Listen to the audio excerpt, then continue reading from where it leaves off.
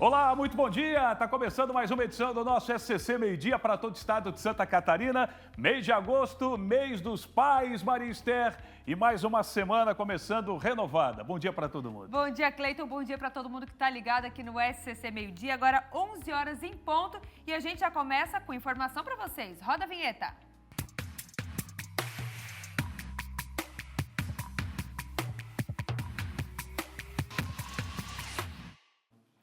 A nova rótula da Avenida Ivo Silveira começou a funcionar e já muda o trânsito na região continental de Florianópolis. Bora para lá então, na abertura, nessa largada no show de informações. Kaique Guede, Maria, já está posicionado bem onde está acontecendo. Onde é que o Kaique está, Maria? Nesse exato momento eu posso estar errado, mas aí o pessoal fazia o retorno antigamente, até semana passada. Porém, agora é mais à frente, né, Kaique? Bom dia. Exatamente, Cleiton Ramos, olá você, oi Maria e um forte abraço a todos que assistem o SCC Meio-Dia. A obra está em andamento ainda, este é o início de um processo que tem o objetivo de facilitar o acesso à ilha de Santa Catarina a partir da ponte Hercílio Luz. Esta via que Ramon Kaminski mostra ao vivo na tela do SCC SBT é a Avenida Governador Ivo Silveira, que passa por essas intervenções, e eu estou bem em um dos canteiros desta gota. O pessoal tem chamado de rótula, mas a engenharia conhece a estrutura por gota. Ou seja, o condutor que vem pela Ivo Silveira acessa o local, faz o retorno e aí consegue tranquilamente chegar à ponte Hercílio Luz. Quem vai dar todos os detalhes sobre as mudanças no trânsito na parte continental de Florianópolis é o comandante da Guarda Municipal da capital de Santa Catarina, André Luiz. O que está acontecendo por aqui e quais serão essas alterações?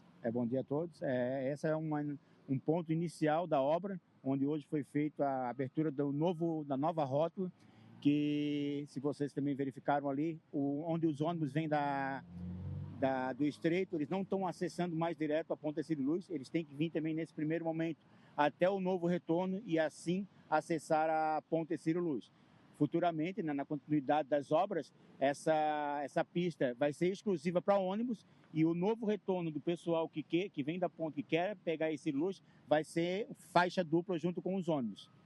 Comandante, o porquê dessas mudanças? É claro que muitos estudos aconteceram, já mostramos aqui no SCC parâmetros por parte da Secretaria de Infraestrutura, mas o grande objetivo, para resumirmos a questão, é acabar com aquela dificuldade dos condutores que vinham pela Gaspar Dutra, passavam pela 14 de julho e na hora de acessar a Ivo Silveira acabava tendo ali um imbróglio, uma dificuldade, porque um deixava outro e a fila se formava. Exatamente, essa obra é para dar mais mobilidade ao trânsito, né? Trazendo esse retorno mais longe, a gente tem mais uma caixa aberta para todo o pessoal que vem do Estreito, que queira acessar o centro. Então, a gente consegue trazer todos os veículos para frente e aqui, assim, com várias pistas, o pessoal consegue daí sim se definir quem vem para o Estreito e quem vai para Ponta Hercílio Luz, para Colombo Salles. Muito obrigado, comandante André Luiz. Os serviços, eles continuam por aqui, porque a perspectiva, estima-se que tudo estará pronto, ainda há algumas faixas que vão ser construídas, pequenas mudanças. Aqui vemos também que o paisagismo não está pronto, mas tudo prontinho mesmo deve estar na segunda quinzena de agosto. Este é o prazo passado pela empreiteira responsável pelos serviços à Prefeitura e, consequentemente, divulgado a todos nós, cidadãos, que precisamos deste acesso continente e ilha por meio da ponte Hercílio Luz. Eu volto com vocês aí no estúdio. Muito obrigada, Kaique Guede, pelas informações. É isso, ao vivo, direto de Florianópolis para vocês, para todo o nosso estado. Maria, até porque a gente está falando do trânsito, mas agora, hoje, o pessoal já deve ter sentido uma diferença na prática, porque tivemos hoje volta às aulas. Também, né? E como muda o trânsito, hein? Muda muito com chuva, então, Maria. E se a gente pegar o nosso cenário aqui local, Florianópolis e São José, estava acompanhando a reportagem, mais de 60 mil estudantes. É muita gente. É Aí muita tem gente os pais retornando. levando para a escola, tudo, o trânsito muda totalmente. Tem que ter paciência, né, Cleiton? É Com essa verdade. chuvinha ainda não tem jeito. E por falar em trânsito, outros assuntos que você de casa vai acompanhar na SCC Meio-Dia. Manifestações realizadas no estado pedem o impeachment do presidente Lula e também do ministro do Supremo Tribunal Federal, Alexandre de Moraes. Os atos foram realizados em diversas cidades catarinenses. E nós vamos mostrar a repercussão na edição de hoje do SCC Meio-Dia. Tem mais, viu? Desde que as canetas para tratamento do diabetes começaram a ser usadas também para emagrecimento, a procura por esse medicamento aumentou significativamente. Hoje nós vamos mostrar a importância de descartar corretamente esses produtos. Vamos falar também do Festival de Dança, Maria. Você esteve lá, sexta-feira, aliás, fez uma abertura linda aqui no SCC Meio-Dia. Aqui lá é para gravar, hein, Maria? Coisa mais linda, Nossa, né, Cleiton? aqueles girassóis, hein? E a gente vai mostrar as últimas apresentações que aconteceram neste final de semana. A Noite dos Campeões premiou os melhores grupos de dança e bailarinos do evento. A gente vai mostrar em instantes para vocês. Estamos no ar, fique com a gente.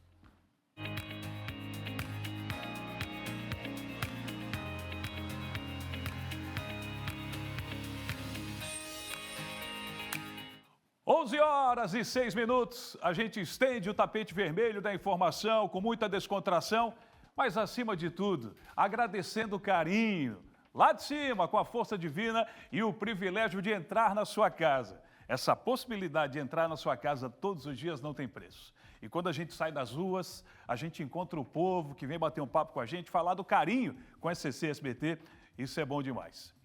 Olha, com a presença de trio elétrico, manifestantes usaram camisas do Brasil, cartazes e bandeiras em Florianópolis. A gente tem imagens aí.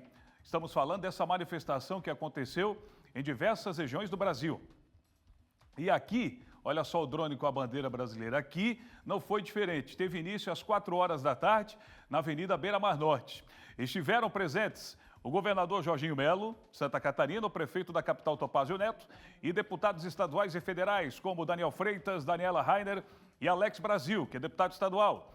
E mirando nas eleições para o Senado Federal em 2026, o vereador do Rio de Janeiro e filho do ex-presidente Jair Bolsonaro, Carlos Bolsonaro, também participou dos atos na capital catarinense. Daqui a pouco a gente volta a falar da capital, assunto também, acredito, com Roberto Azevedo. Mas agora a gente vai para Chapecó, porque lá a polícia municipal divulgou o vídeo de um grave acidente. Lá também teve manifestação. Mas vamos acionar agora o Felipe Bastos, porque ele vai começar o giro de informações, trazendo detalhes desse grave acidente que vitimou um jovem de 26 anos após ser atingido por um veículo que trafegava na contramão. Na contramão na BR-480. Felipe Bastos, dá mais detalhes para a gente quando percebemos que chove nesse momento em Chapecó. O motorista desse carro que estava na contramão já foi identificado. Felipe, bom dia. Bom dia, Cleiton. Bom dia para todo mundo que está assistindo o SCC Meio-Dia. Bom início de semana para todos nós. Olha, Cleiton, isso é que a polícia agora está investigando para tentar localizar o motorista que atropelou e matou um motociclista de 26 anos na madrugada do último sábado. Foi por volta das 10 para 5 da manhã. Esse motociclista, Cleiton, ele foi identificado Vitor Ouro Graciele, de 26 anos, estava indo para o trabalho quando foi violentamente atingido por um veículo que trafegava na contramão, na BR-480, aqui no Elevado da Bandeira, em Chapecó. Câmeras de segurança divulgadas pela Polícia Municipal aqui da cidade mostram o exato momento desse gravíssimo acidente que vitimou esse motociclista, viu? O impacto, Cleiton, foi tão violento que o motociclista, infelizmente, não resistiu aos ferimentos e morreu ainda no local. Testemunhas relataram para a Polícia Municipal ainda que logo após a batida, o motorista desse carro fugiu a pé em direção à região norte aqui da cidade. A polícia continua então realizando buscas para tentar identificar esse motorista. Além da Polícia Municipal, equipes dos bombeiros, da Polícia Científica, Polícia Militar e Polícia Rodoviária Federal estiveram no local. A PRF, inclusive, assumiu a ocorrência e lavrou o boletim de acidente de trânsito. A Polícia Civil agora está investigando o caso e busca identificar o motorista que provocou esse acidente. A gente deixa claro aqui, deixa os nossos sentimentos para os familiares e amigos de Vitor Ouro Graciele, de 26 anos, que infelizmente perdeu a vida quando ele estava indo para o trabalho na madrugada do último sábado. O Vitor foi sepultado neste domingo no cemitério do bairro Trevo, aqui em Chapecó. Nossos sentimentos aos familiares e amigos. Cleiton, devolvo para você no estúdio. Boa, Felipe. Quando eu digo boa, a sua solidariedade para esses familiares, da qual eu também faço parte. Quero deixar aqui os meus sentimentos, começar a semana desse jeito. Imagina a dor dessa família e ele estava na dele. Dá para colocar a imagem de novo? Obrigado, Felipe Bastos. Olha só, você vê que ele estava dirigindo na sua via, pilotando a sua moto, né? E quando recebeu aí a presença desse motorista na direção contrária. Você está vendo as setinhas ali, ó? Pois então, o carro estava indo na contramão, as setinhas apontando para cá. E percebe que o motociclista tentou jogar para o lado esquerdo um pouquinho para tentar desviar desse carro que vinha, repito, na direção contrária. Impressionante. Olha que fatalidade, senhor. Bom, que o motorista agora seja identificado e as causas realmente apuradas. Obrigado, Felipe. Olha, mais um flagrante de responsabilidade de imprudência do trânsito foi registrado no Vale do Itajaí. O motorista foi preso, mais um, depois de entrar na contramão e atingir outro motociclista. Pô, é o segundo caso então, gente, espera aí. Teve um em Chapecó e teve no sábado também. O PC está trazendo detalhes agora, isso aconteceu em Indaial e tem mais informações porque, a priori, o motorista fugiu sem prestar socorro. 11h11, movimentando a reportagem da SCC Meio-Dia. Vem daí, meu caro PC. Confirmando, 11h11, seu Cleiton Ramos. Bom dia, uma semana abençoada e acima do ótimo a todos nós. Olha, é sim mais um caso, mais um flagrante de irresponsabilidade e de imprudência no trânsito. Foi em Indaial. E as imagens, Cleiton, não deixam dúvidas. Dá uma olhada aí na imagem que nós separamos. O motorista da caminhonete Honda HR-V, ele entrou na contramão na rua Santa Catarina, bairro dos Estados, e atingiu em cheio o motociclista. A colisão aconteceu no momento em que o motoboy saía para mais uma entrega. Estava trabalhando. O trecho onde a colisão ocorreu é na rua Santa Catarina e é mão única naquele trecho ali. Desde 2017, diga-se de passagem. Após acertar o entregador, o motorista fugiu sem prestar socorro e, na fuga, ainda arrastou a motocicleta por alguns metros. Populares que presenciaram o acidente ficaram indignados, conseguiram gravar imagens e anotar a placa da caminhonete. A notícia do acidente se espalhou rapidamente em Indaial e motoboys revoltados realizaram um protesto cobrando por justiça. Com a placa do veículo informada por testemunhas, a PM localizou o endereço do motorista. Os policiais foram até lá e ele estava em casa, Cleiton. Um homem de 68 anos. Apresentava fala arrastada, forte odor etílico, né? Ou seja, bafo de cachaça, sonolência. O motorista admitiu aos policiais ter ingerido bebida alcoólica, mas se recusou a fazer o teste do bafômetro. O homem foi preso em flagrante por omissão de socorro, embriaguez ao volante e crime de trânsito. Já o motoboy fraturou a tíbia e a fíbula, passou por uma cirurgia durante o final de semana no Hospital Beatriz Ramos, mas, felizmente, está fora de perigo. Mais um caso, Cleiton Ramos, mais um flagrante de imprudência, de irresponsabilidade, de embriaguez ao volante registrado no município de Indaial neste final de semana. Motoboy trabalhando e o motorista da caminhonete embriagado ao volante. Entrou na contramão lá na rua Santa Catarina, viu? Não dá nem para dizer que foi por engano, porque aquele trecho ali já é mão única, desde 2017, Cleiton. Impressionante, PC. Olha, na semana passada, tivemos 2 mortes envolvendo motociclistas aqui na capital. Tivemos um na beira-mar, trabalhando, a exemplo desse moço aí, e o outro na ponte Pedro Ivo Campos. Não, minto, Colombo Salles. É a ponte que sai da ilha de Santa Catarina. Também trabalhando. Agora, PC, se a gente for buscar lá o porquê que a pessoa pode se recusar a fazer o teste do bafômetro, diz o seguinte, que a pessoa não pode provocar prova contra si. De forma resumida, acredito que seja isso, Everson, nada que possa provocar prova contra si. Mas tem coisa na lei e na justiça que eu não entendo, PC, sinceramente.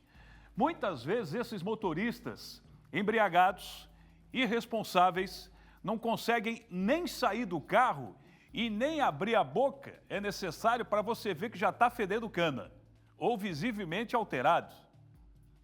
E aí, mesmo assim, tem o direito de não poder fazer o teste do bafômetro. Você não concorda que essa brecha na lei precisa dar uma alterada, não, PC? Cleiton, o Brasil é o paraíso para a impunidade. O Brasil, ele privilegia quem acaba cometendo crimes de trânsito. A gente precisa mudar a legislação, Cleiton Ramos. Você lembrou bem dessa brecha na lei aí. E até quem deveria dar exemplo, como deputados, autoridades, celebridades, já provocaram acidentes de trânsito embriagados ao volante e também se recusaram a fazer o teste do bafômetro justamente por causa dessa brecha na lei, né, que permite não produzir prova contra si mesmo, né? É o que diz o texto da lei. Então, o que a gente precisa é de mudanças na legislação para dar um basta à impunidade. E precisa mais, viu, Cleiton? A gente precisa, principalmente, não é de pardal e de redutor de velocidade eletrônica para multar motoristas que andam a 58 por hora. O que a gente precisa é de fiscalização de verdade aos finais de semana, quando os motoristas irresponsáveis andam dirigindo embriagados ao volante. É aí, no final de semana, nas noites, sexta-noite, sábado-à-noite, quando verdadeiras ruas se transformam em verdadeiras pistas de corrida, é aí que tem que ter fiscalização no trânsito para punir motorista embriagado ao volante. Concordo, assina embaixo, PC. Obrigado pela sua participação. Compactuo, meu amigo, do seu pensamento também. Daqui a pouco você volta trazendo mais detalhes. Olha, coloque imagem aí das pontes aqui, por gentileza, eu citei elas. Olha aí como é que está o cenário agora, nesta segunda-feira, onde até destacamos aqui com a Maria, mais de 60 mil alunos estão retornando, né, à rede de ensino municipal, tanto em São José como também em Florianópolis. E esse é o cenário para esta segunda-feira nublada aqui na capital. Daqui a pouco a previsão do tempo completa com a Maria Esté para você se programar. 18 graus agora em Florianópolis nesse exato momento. 11 e 18. Vem comigo aqui, Nereu, porque agora a gente vai para Joinville. A gente está girando todo o estado de Santa Catarina. É o jornal mais completo da sua manhã, início de tarde. É o SCC Meio-Dia. Aqui o estado inteiro, na sua TV ou na palma da sua mão, você que acompanha no celular. O GAECO deflagrou a operação Impedimentum, que visa combater organizações criminosas. Luiz Felipe está aparecendo agora e vai dar mais detalhes para a gente. Boa semana para você também, Luiz. Boa semana para todos nós, Cleiton. Boa semana para você que está assistindo o SCC Meio-Dia. É sempre um prazer gigantesco ter a sua audiência. Pois é, Cleiton, acordamos já hoje pela manhã com essa notícia do GAECO, que já estava nas ruas de Joinville, cumprindo mandados de busca e apreensão nessa operação, né? Operação Impedimento, que é um desdobramento da operação sob encomenda quinta fase, exatamente. O objetivo é combater uma organização criminosa, as organizações criminosas que estão dentro dos presídios em Joinville. A operação sob encomenda pela quinta fase, ela tem como objetivo investigar advogados e advogadas que passam informações entre aqueles que estão presos nos presídios de Joinville, que fazem parte de facções criminosas.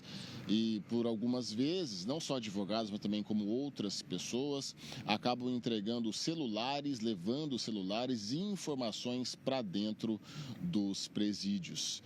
Então o GAECO pela manhã já estava nas ruas aqui da nossa cidade com esses 3 mandados de busca e apreensão, fazendo o cumprimento desses mandados de busca e apreensão. Por enquanto as investigações seguem em sigilo e novas informações devem ser divulgadas pelo GAECO.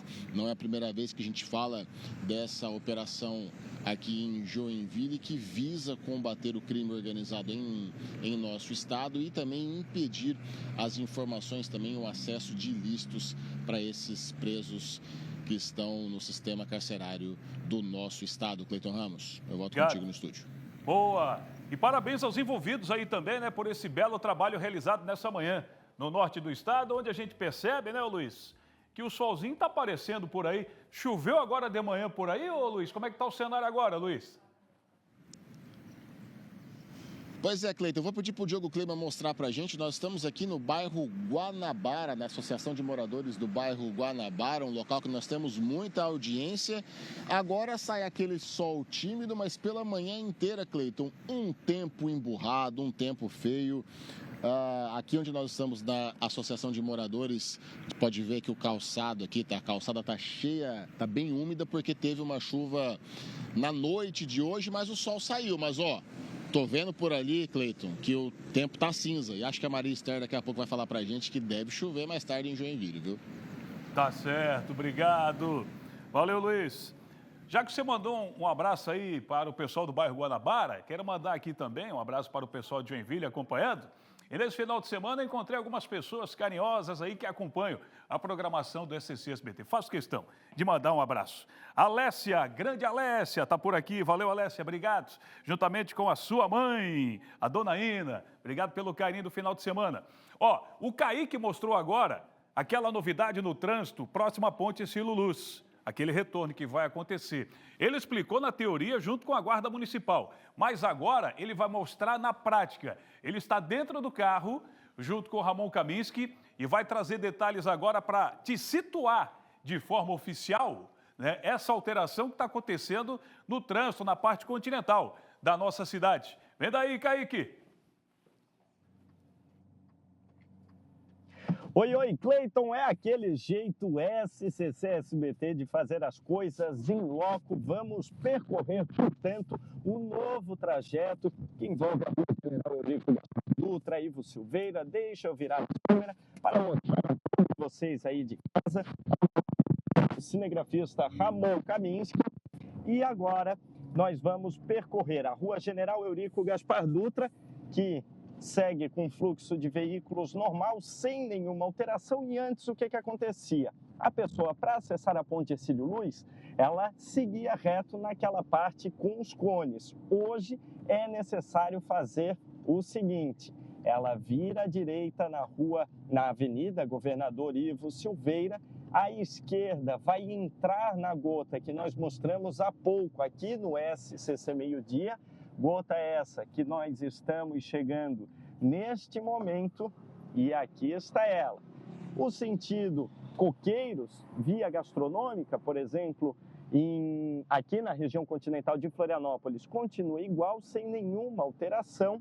E este é o caminho, portanto, para acessar a ponte Hercílio Luz. Entramos nesse mecanismo, nessa mudança do trânsito, e acessamos, portanto, essa parte mais à direita. Isso serve porque lá ao fundo nós vemos a Rua 14 de Julho, onde as pessoas, os condutores, passavam reto e toda essa parte, nos horários de pico, quem é de Florianópolis sabe, ficava com um trânsito muito pesado. O comandante da guarda já disse, eu reforço, a medida ela serve então para que os condutores tenham maior espaço para fazerem a manobra de vir à parte mais à direita da via. E aqui está o acesso à ponte Hercílio Luz, esse cartão postal maravilhoso para toda Santa Catarina. Imagens ao vivo da Ponte Hercílio Luz no SCC Meio-Dia. E assim eu volto contigo aí no estúdio. Cleiton.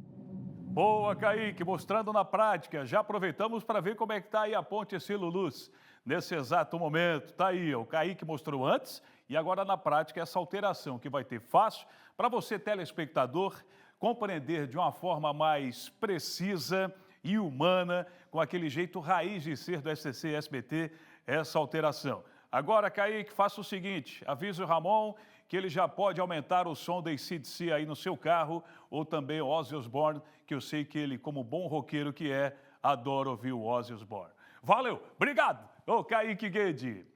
Olha só, a gente faz uma pequena pausa e daqui a pouco a gente volta, hein? Mas olha só, a gente convida você, quando são 11 horas e 25 minutos, a assistir mais um Causos de Família, no A Tarde a Nossa, que tá demais, roda! Você viu? Causos de Família! Você riu. Eu não posso olhar pra Cristina, minha nossa senhora. E enquanto você gostar, Eu não saio. tira ele! Olha o tamanho do segurança. Tira ele! O Causos de Família vai continuar. Boa tarde! E nesta segunda-feira tem mais um caso para ser resolvido. Eu tenho que acolher, não adianta, gente. O que vem por aí? Assista!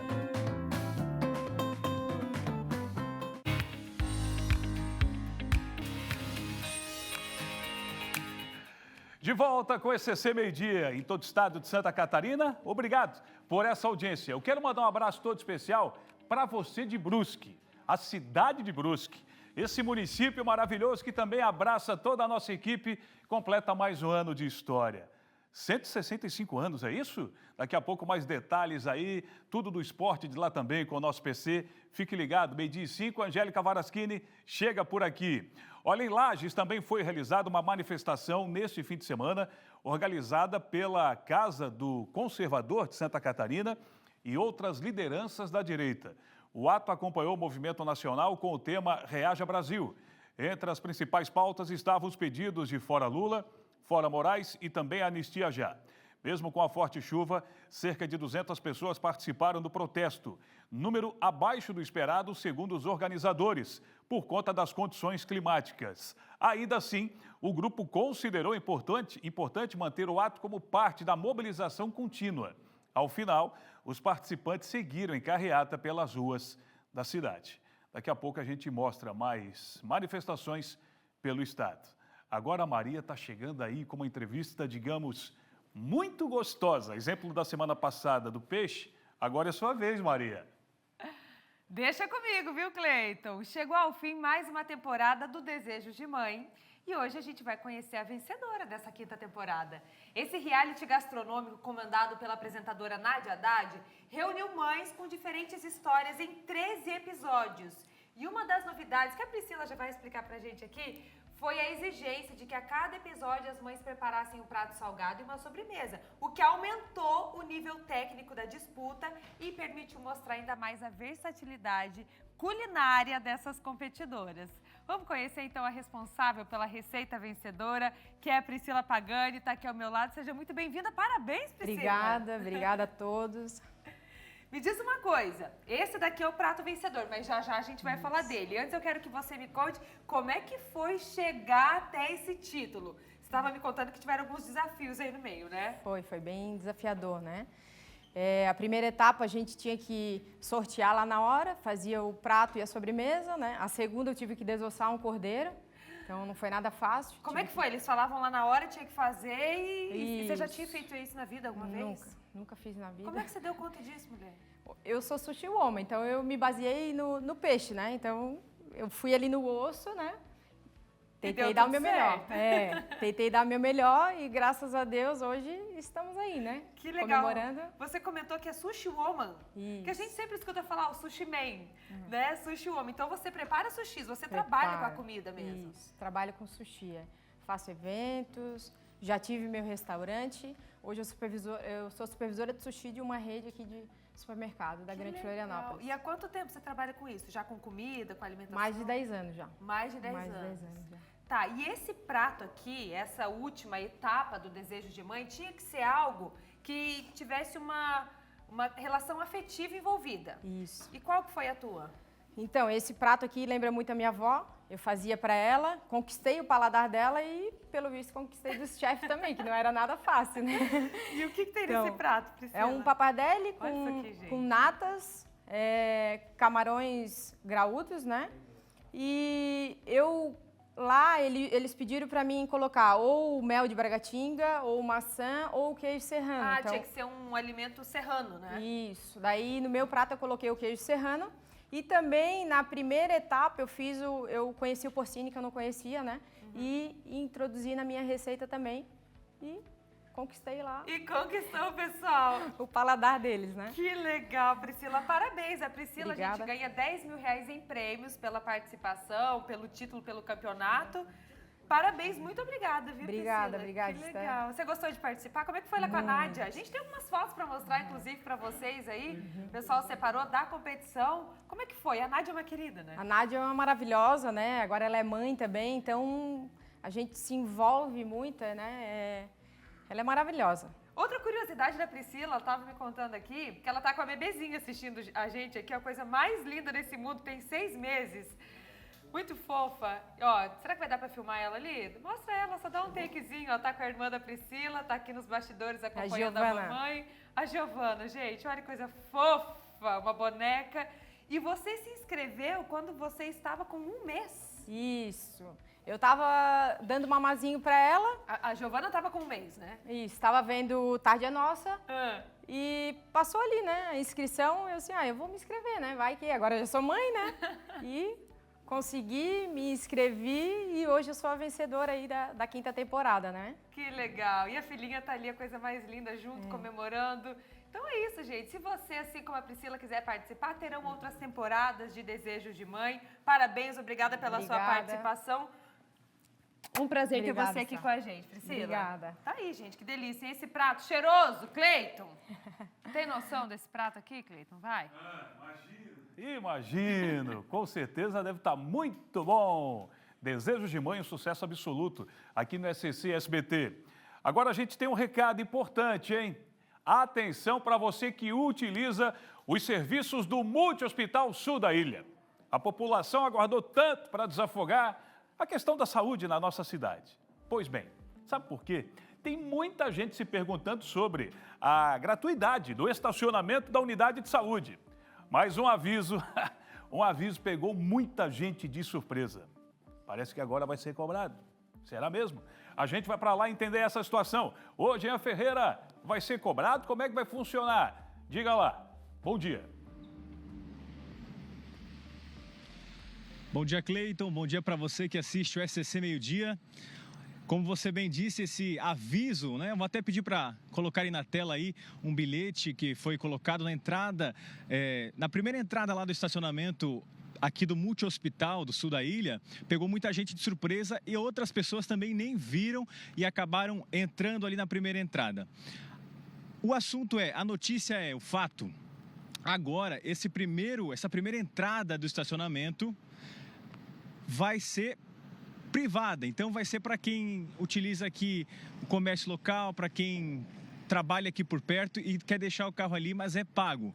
Só que muita gente, infelizmente, Cleiton, está entrando nessa primeira entrada e indo para o hospital achando que depois pode descontar lá dentro, como era antes, né? Foi um período assim, a pessoa entrava naquela primeira entrada do estacionamento, conseguia descontar o bilhete lá dentro do atendimento. Agora não é mais assim, ó. Você está vendo imagens aí agora ao vivo aqui do Dilnei Pacheco e a gente vai te mostrar ao vivo como que você faz para não pagar se você está vindo para atendimento, para consulta, para qualquer tipo de exame aqui no Multi-Hospital. Você entra pela entrada lá normal, passa aquela primeira entrada do estacionamento e faz todo o retorno, toda a volta aqui em frente ao Multi-Hospital. Vem toda essa galeria aqui do Multi-Hospital, faz a volta como se estivesse saindo, ó, você está vendo na imagem aí, faz a volta como você estivesse saindo do hospital, antigo aeroporto aqui no Carianos, para quem conhece bem, e vai até aqui à frente, onde tem uma entrada que agora é o local gratuito para quem está fazendo o atendimento aqui no multi-hospital. A gente vai caminhando aqui devagarinho, ó, só cuidado aqui de não ir com ônibus. E você vai ver aqui nas imagens ao vivo onde é essa entrada. Cleiton, eu queria dizer que só nesse período que a gente está aqui, pegando as informações, entendendo como é que está funcionando o serviço, a gente foi lá na entrada principal, onde tinha o bilhete avisando que, então, a partir do dia 31/7, todo mundo pagaria. Eu fui tirar uma foto, fazer um registro para mostrar para quem está em casa, e o pessoal ali que trabalha aqui nesse estacionamento tirou a placa, não deixou que eu registrasse. Mas eu consegui aí, nessas imagens que você viu ali do recado lá da frente, eu consegui tirar, ainda está lá na frente. Aquela do pagamento eu não consegui tirar, para explicar para você de casa. Mas essa aqui agora, essa entrada, depois que você faz a volta em toda ali a frente do hospital e entra por aqui do lado, esse é o novo local para estacionamento de quem está sendo atendido no multi-hospital. A prefeitura avisou, né, explicou, informou que são 100 vagas destinadas para esse público, para pessoas que estão sendo atendidas aqui no multi-hospital. São 100 vagas nesse espaço agora onde não tem cancela, que você faz a volta e entra por aqui. Antigamente era uma saída aqui e agora você pode entrar por aqui. Naquele, como eu falei, naquela outra entrada lá, do outro lado, a primeira entrada do estacionamento é para quem vai pagar. São R$5 a hora e muita gente nesse período aqui, Cleiton, quem está aqui pegando as informações também, eu vi duas pessoas que foram atendidas no hospital, que entraram errado, foram sair ali tentando descontar, né, o bilhete, o ticket, não sabiam, né, estavam desavisadas e tiveram que pagar para poder sair do estacionamento depois de realizar o atendimento aqui no multi-hospital. 2 pessoas tiveram que pagar já esse serviço. Então, para você que está em casa, para você que utiliza esse serviço, então presta bem atenção, faz a volta em toda a frente do hospital e entra aqui pela lateral, como se fosse a saída. Esse é o espaço com 100 vagas, né? Com 100 vagas destinadas para quem está utilizando o serviço aqui. Essa informação, Cleiton Ramos, para não pegar ninguém desprevenido, para não ter que entrar, fazer o atendimento ali. Às vezes a pessoa chega com dor, chega ruim, chega em um exame que está marcado há meses e na saída tem uma surpresa que não consegue descontar o ticket e tem que acabar pagando ali, às vezes, R$20, R$25 para poder sair aqui do estacionamento. Estacionamento gratuito na entrada lateral, segunda entrada. A prefeitura, em nota, informou que vai sinalizar ainda, né, com as placas, todo o caminho. Todo o percurso vai ser, então, sinalizado para quem está chegando não se perder, não entrar naquela primeira entrada e vir até, então, aqui, ó, esse portão que agora você está vendo aberto aqui. Vai ser sinalizado, então, todo o percurso para quem está vindo para o atendimento entrar por aqui e não ter problema, não pagar o estacionamento e poder se consultar ali. Às vezes a gente acaba demorando, sabe que é complicado, né? Então, é isso aí. Essa é a informação agora para quem recebe, para quem é atendido aqui no multi-hospital, Cleiton. Pô, acho que você resumiu de uma maneira muito prática o objetivo de não pagar realmente. Ó, agora está saindo você aí, estacionou o carro. Agora, você falou na questão da sinalização que a prefeitura deve colocar em prática. Seria interessante colocar já, né? Seria interessante colocar já. Chamou alguém aí? Fique à vontade, ô Jean Ferreira. Bom dia, amigo. Tudo bem? Tá vindo para consulta aqui? Eu vim trazendo a minha sogra para uma consulta aqui. Já sabia, então, desse local, desse novo estacionamento gratuito? Na verdade, eu não sabia. Da outra vez que eu vim aqui, eu tive que deixar o carro lá fora. Eu vi numa matéria hoje de manhã na televisão. Olha aí, que beleza. Quer dizer que eu já cheguei direto aqui. E tem muita gente, como o senhor, que não sabia, sendo pego desavisado ali, exatamente, tendo que pagar o ticket. Qual que é a sensação depois que tem que pagar ou que deixa fora, tem que caçar uma vaga, né? Meu querido, eu vou ser bem honesto para vocês. Isso para mim não é o maior absurdo. O maior absurdo para mim é tu chegar no hospital HU, chegar lá o estacionamento de uma área pública ser tudo privado. Como eu já tive que deixar meu carro fora do HU, da farmácia na frente do HU, porque o estacionamento do HU é tudo privado. Olha aí, ó. Tem uma reclamação ao vivo que a gente já vai pedir para a produção, né? Então, apurar e entrar em contato para saber, né, essa situação lá. Mas a notícia é, então, que agora o paciente tem esse espaço aqui. É uma notícia boa, né? É, mas é mais tranquila para a gente que vem trazer alguém, até para mim mesmo, que possa vir me consultar aqui, né? Facilita bastante. Perfeito. Muito obrigado. Como é seu nome? Josias. Seu Josias, então, levando a sogra. Bom atendimento, dê tudo certo lá. Deus abençoe. É isso, Cleiton Ramos. Boa! Tá aí a opinião do Josias em cima do lance, gente. Boa. Então, que a prefeitura coloque já placas de sinalização para não ter esse problema, né? Já que você relatou na sua participação aí, 2 motoristas que entraram, não sabia e agora tiveram que pagar. Então, por essa entrada, né, onde você acabou mostrando junto com o Dinei, aí está liberado. Então, a prefeitura já mandou uma nota dizendo que vai colocar sinalização nas próximas semanas ou, quem sabe, nos próximos dias. Obrigado, Jean Ferreira. É isso aí, informação em tempo real é utilidade pública. Vem daí, Maristé. Cleiton, agora são 11 horas e 41 minutos, a gente vai para o sul do estado. A cidade de Criciúma registrou a abertura de mais de 4.000 empresas nos primeiros 6 meses desse ano. Esse dado coloca a cidade em destaque no empreendedorismo aqui no nosso estado. A Manu está chegando ao vivo para trazer mais detalhes. Em quais áreas, em quais setores foram abertas mais empresas? Conta pra gente, Manu. Bom dia para você. Oi Maria, bom dia para quem está assistindo a gente. A maior parte no setor de serviços, com destaque para promoção de vendas e também na área da beleza, cabeleireiros, manicure, pedicure.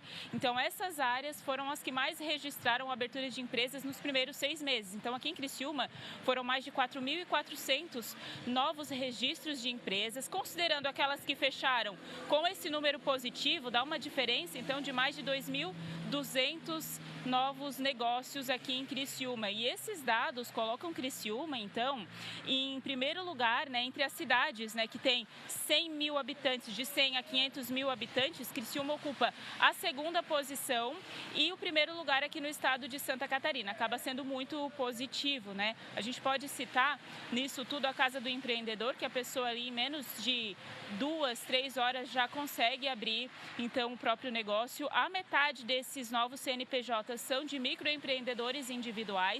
A gente pode falar aqui que muita gente fazia essas atividades de maneira informal, então acaba sendo positivo porque acaba tendo esses direitos, né, assegurados, então a pessoa fazia esse trabalho de maneira informal, sem nenhum tipo de registro, agora tem esses direitos, contudo que tem direito ali ao registro do MEI também. Segundo aqui a prefeitura, né, então a projeção para até 2027 é que boa parte dos empregados formais, ou seja, aquelas pessoas que têm um emprego, elas vão ter também uma outra atividade paralela e podem também abrir o MEI, né, que acaba também assegurando para esse tipo de atividade, até porque o trabalho está mudando, as relações de trabalho, a flexibilidade também, então acaba sendo uma renda a mais para essas pessoas em que boa parte faziam de maneira informal. Então acaba sendo algo bem positivo aqui para o município de Criciúma. Então a gente traz destaque aqui para os serviços, né? Vendas e área da beleza principalmente, mas é claro que vários outros setores também ganham com isso, com a arrecadação do município, mas também com os trabalhadores que têm essa opção de formalizar o trabalho. Volto contigo aí no estúdio. Notícia boa, abertura de vagas, emprego, economia lá para o sul catarinense. Muito obrigada, Manu, pelas informações. Chovendo bastante por aí, né? Bastante gente passando atrás de você com guarda-chuva agora. Já tem a previsão do tempo para vocês. Valeu, Manu. Até daqui a pouco. Sabe o que tem daqui a pouco também?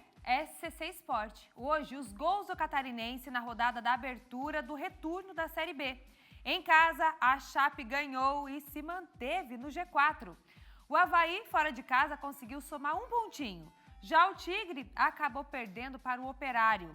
Já, a Angélica está chegando com todas as informações do esporte para vocês, aqui de Santa Catarina e, claro, de todo o Brasil. Cleiton, é contigo. Marista, você falou de Chapecó agora, da Chape, que está lá no G4 do Campeonato Brasileiro, com o Gilmar Dalpozo. É de Chapecó que a gente vai destacar agora o assunto na sequência desse CC Meio-Dia, porque Chapecó foi palco de uma grande manifestação.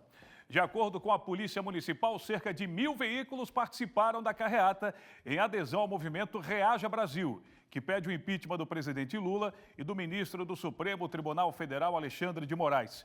A concentração aconteceu no prolongamento norte da Avenida Getúlio Vargas. De lá, a carreata seguiu em direção ao centro, ocupando diversas quadras da principal avenida da cidade. Ou seja, manifestações acontecendo por todo o estado de Santa Catarina e daqui a pouco a gente continua trazendo mais detalhes para você ligado no SCC Meio-Dia. Agora 11h46. Olha, esteve movimentado município de Palhoça, na noite deste domingo, porque aconteceu um incêndio no centro de reciclagem na rua Saul Cardoso. Pode colocar imagens aí? Foi no bairro Brejaru, em Palhoça. O Corpo de Bombeiros Militar de Santa Catarina atendeu a ocorrência com 5 viaturas, chegando rapidamente ao local e iniciando o combate às chamas. O fogo consumiu materiais recicláveis armazenados na área. A Polícia Militar de Santa Catarina e a Celesc também atuaram no apoio a essa operação. Segundo informações, não tivemos feridos nesse incêndio que causou grande repercussão na área do Brejaru, que é uma comunidade carente em Palhoça. Fica aqui a nossa solidariedade. Você está vendo aí a correria, né, das pessoas que estavam presenciando esse fogo que aconteceu na parte continental da cidade. Olha, agora a gente vai para Lages, porque a prefeita Carmen Zanotto, você já está vendo imagens, sancionou a lei que cria o serviço de acolhimento em família para crianças e adolescentes afetados do convívio familiar por decisão judicial. A Suiane de Lis tem mais detalhes agora para a gente aqui no SCC Meio-Dia e vai atualizar as últimas informações de uma ação importante que está acontecendo em Lages. Bom dia para você, Suiane. Boa semana. É isso mesmo, bom dia, Cleiton, para você, para todo mundo que está nos acompanhando no SCC Meio-Dia. Essa é uma notícia muito importante para Lages, isso porque há mais de 10 anos esse projeto estava parado aqui na cidade, né? O programa Família Acolhedora, que tem o objetivo justamente de fornecer um lar temporário em famílias, né, cadastradas, devidamente preparadas, né? É feito todo um trabalho antes disso para acolher crianças e adolescentes que estão em abrigos temporários, né, mantidos pelo município, justamente por estarem afastados das suas famílias devido a uma decisão judicial. Então, há cerca de 15 dias, a Câmara de Vereadores de Lages aprovou por unanimidade, todos os vereadores, o projeto de lei e agora, hoje, foi sancionada essa lei pela prefeita Carmen Zanotto. Ela falou também sobre a importância desse projeto e como vai funcionar a partir de agora, né, sendo desenvolvida pela Secretaria de Assistência Social aqui do município. Vamos conferir. Ele é fundamental, por quê? Porque dá uma outra perspectiva a essas crianças que estão acolhidas por decisão judicial e estão sendo assistidas pelo Poder Público Municipal.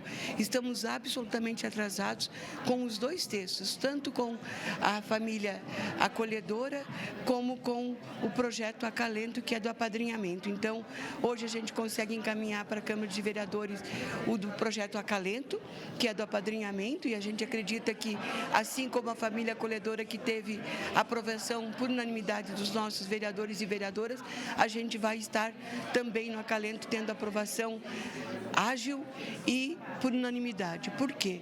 Porque Lages está absolutamente atrasada nos processos do cumprimento do Estatuto da Criança e do Adolescente, em especial para nossas crianças e adolescentes que são afastadas das famílias por decisão judicial. São 2 programas, né, então, que já era desenvolvido aqui no município, que a prefeita citou, que agora está sendo institucionalizado, né? Um projeto encaminhado pela prefeitura para aprovação na Câmara de Vereadores do projeto Acalento, que esse é do programa de apadrinhamento, que já era realizado aqui no município. Então, famílias apadrinham essas crianças, esses adolescentes, de diversas formas, de forma afetiva, tendo momentos com essas crianças de passeios, finais de semana, acolhendo elas nesses períodos específicos, ou de forma financeira, ou através de serviços. E aí, então, esse projeto que já era realizado está sendo institucionalizado e, então, é dado início a esse novo programa, que é o programa, então, de família acolhedora. Esse, sim, as famílias, elas acolhem, né, essas crianças e adolescentes por um período em suas casas. E agora, justamente, esse processo vai ser dado início por parte da Secretaria de Assistência Social do município, a partir da sanção da lei. E aí, justamente, esse novo programa, ele prevê aí um repasse de valor financeiro, né, para subsidiar toda a parte de alimentação,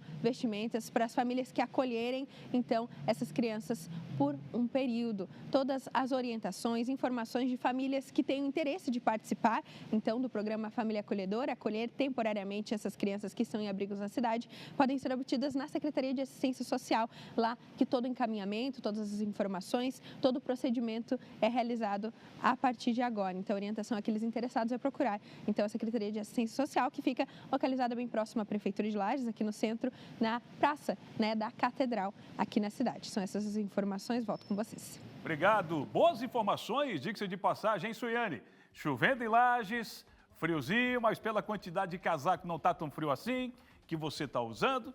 E, se eu não me engano, você está na Praça João Costa, onde foi lá a festa do peão, a sapecada da canção. E o nosso QG também estava aí. Aproveitando mais uma vez, obrigado pelo carinho de todo mundo com a nossa equipe. Boa, Suiane!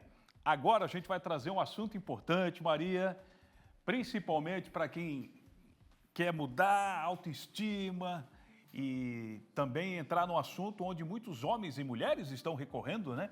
Exatamente. Que é a caneta, o aplique, né? Para emagrecimento. Caneta emagrecedora, exatamente. Isso. E desde que elas começaram a circular, Cleiton, porque elas surgiram primeiramente para tratamento do diabetes. Sim. E depois elas começaram a ser usadas também para o emagrecimento. Aí a procura por esse medicamento aumentou significativamente. E aí surgiu um desafio importante, que é como realizar o descarte correto, né? Porque a gente sabe que isso não pode ir para o lixo comum. Não dá, né? Não pode. Exato. Até risco de infecções também, né? Exatamente. Acho que seja esse o motivo. É tipo um lixo hospitalar. Exatamente. Precisa ter um cuidado com isso. Só que as pessoas fazem muitas vezes a aplicação em casa, né? Porque depois que isso se tornou legal, né? As pessoas começaram a fazer esse tratamento em casa. Mas como isso pode impactar na saúde pública e também no meio ambiente? É o que a gente vai ver agora. Agora. Ampola e agulha. As três partes principais das canetas com medicações injetáveis usadas para emagrecimento. A quantidade de aplicações varia de acordo com o tipo de tratamento, mas uma regra vale para todos os pacientes.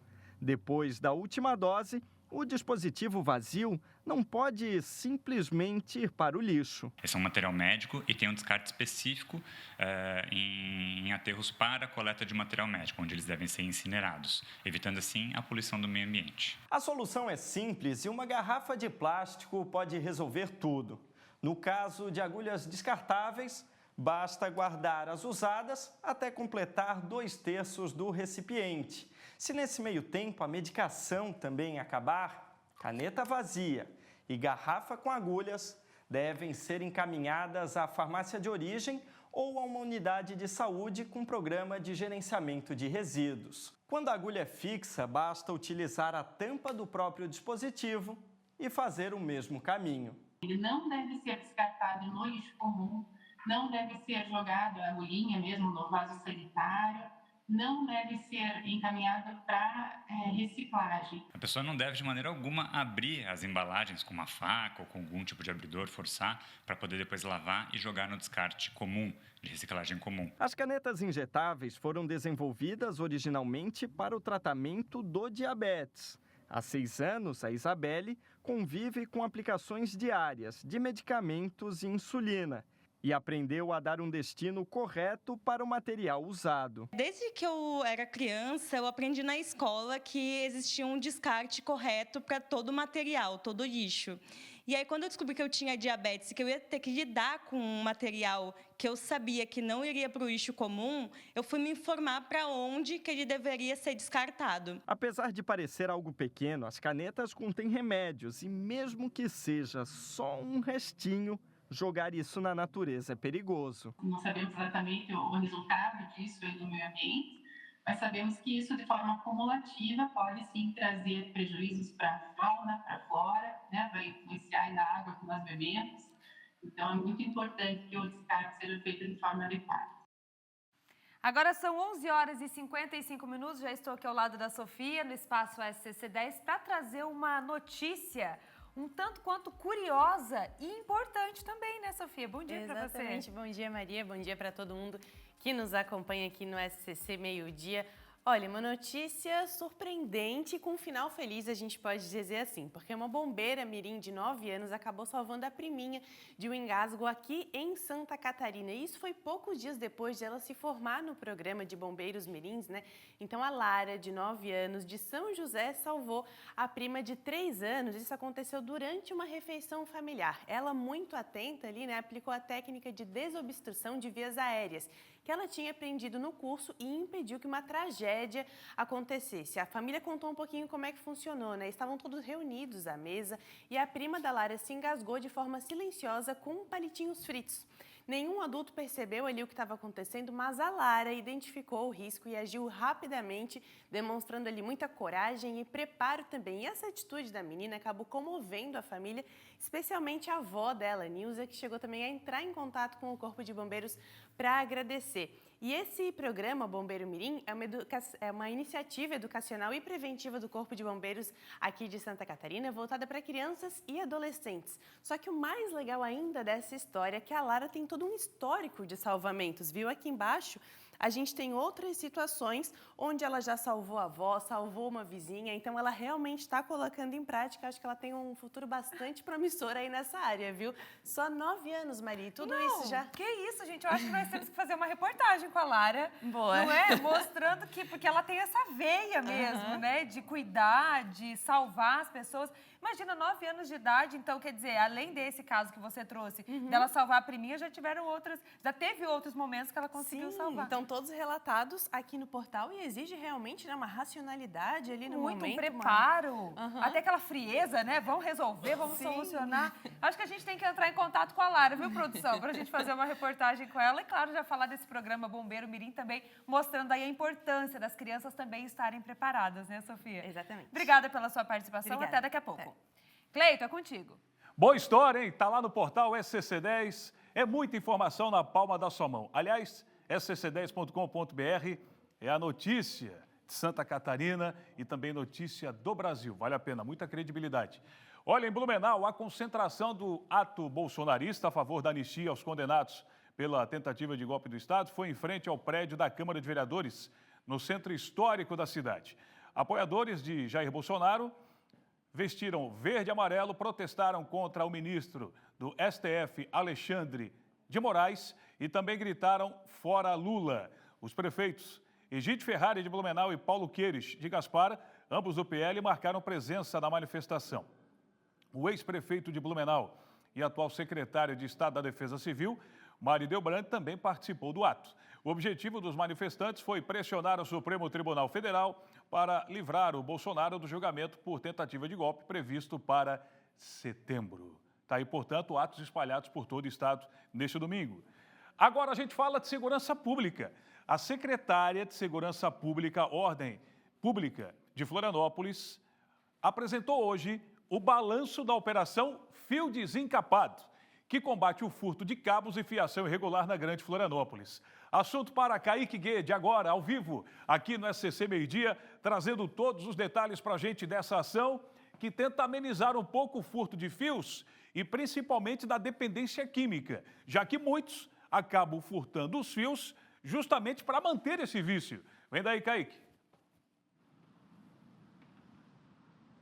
Oi, Cleiton. Olá a todos que assistem o SCC Meio-Dia. São duas questões principais. Uma, batendo bastante na tecla da receptação. Todas as autoridades que palestraram hoje nesse grande encontro que reuniu lideranças não só da capital catarinense, mas de São José, Biguaçu e Palhoça, falaram do problema relacionado à receptação. E outro ponto é, inclusive, nome de operação aqui em Florianópolis, saturação, ou seja, estar em cima, tornar o furto algo que não seja válido para essas pessoas em situação de rua. Incomodar realmente, mostrar que é algo difícil, prender as pessoas e deixá-las também cumprindo a devida pena relacionada a esse crime. Nós vamos ouvir agora o comandante do 1º Comando Regional de Polícia Militar, que atua em Florianópolis, e ele falou sobre a importância do serviço reunir diversas instituições do poder público e não só a parte de segurança. Cada órgão tem a sua missão específica. E aí, cada órgão atuando em conjunto, executando ali as suas missões, isso faz com que tudo que precisa ser checado, tudo que precisa ser verificado, acaba sendo verificado e a gente consegue ter esse retorno muito rápido em relação às nossas ações. Só na capital catarinense foram 7,6 toneladas de cobre apreendido, 6,5 toneladas de materiais recicláveis em geral, que também foram retirados de lugares que poderia fazer com que houvesse a proliferação do mosquito da dengue, além de 15 pessoas que foram conduzidas à delegacia por receptação e 10 estabelecimentos que foram fechados após irregularidades serem constatadas. A secretária de Segurança e Ordem Pública, além de ser vice-prefeita, Mariane Matos, explicou o intenso trabalho de inteligência que existe, não só em Florianópolis, mas nos outros municípios também. Primeiro se faz um levantamento, tanto com as inteligências da Guarda, PM, a Polícia Civil principalmente, para a gente mapear esses pontos, a gente fica monitorando a rotina desse pessoal e a partir daí a gente começa a mapear esses pontos para fazer a fiscalização, verificar os comércios, daí vai a fiscalização da SUSP, Vigilância Sanitária, inclusive o PROCON, para a gente poder ir com toda a força da estrutura do poder público para combater esse tipo de crime, desde a hora que o cara furta um fio na rua até aquele que recebe, qual é o comércio que está cometendo essa receptação, que é um crime também. Então, é uma rede bem ampliada para que a gente realmente possa estancar esse tipo de crime aqui na cidade.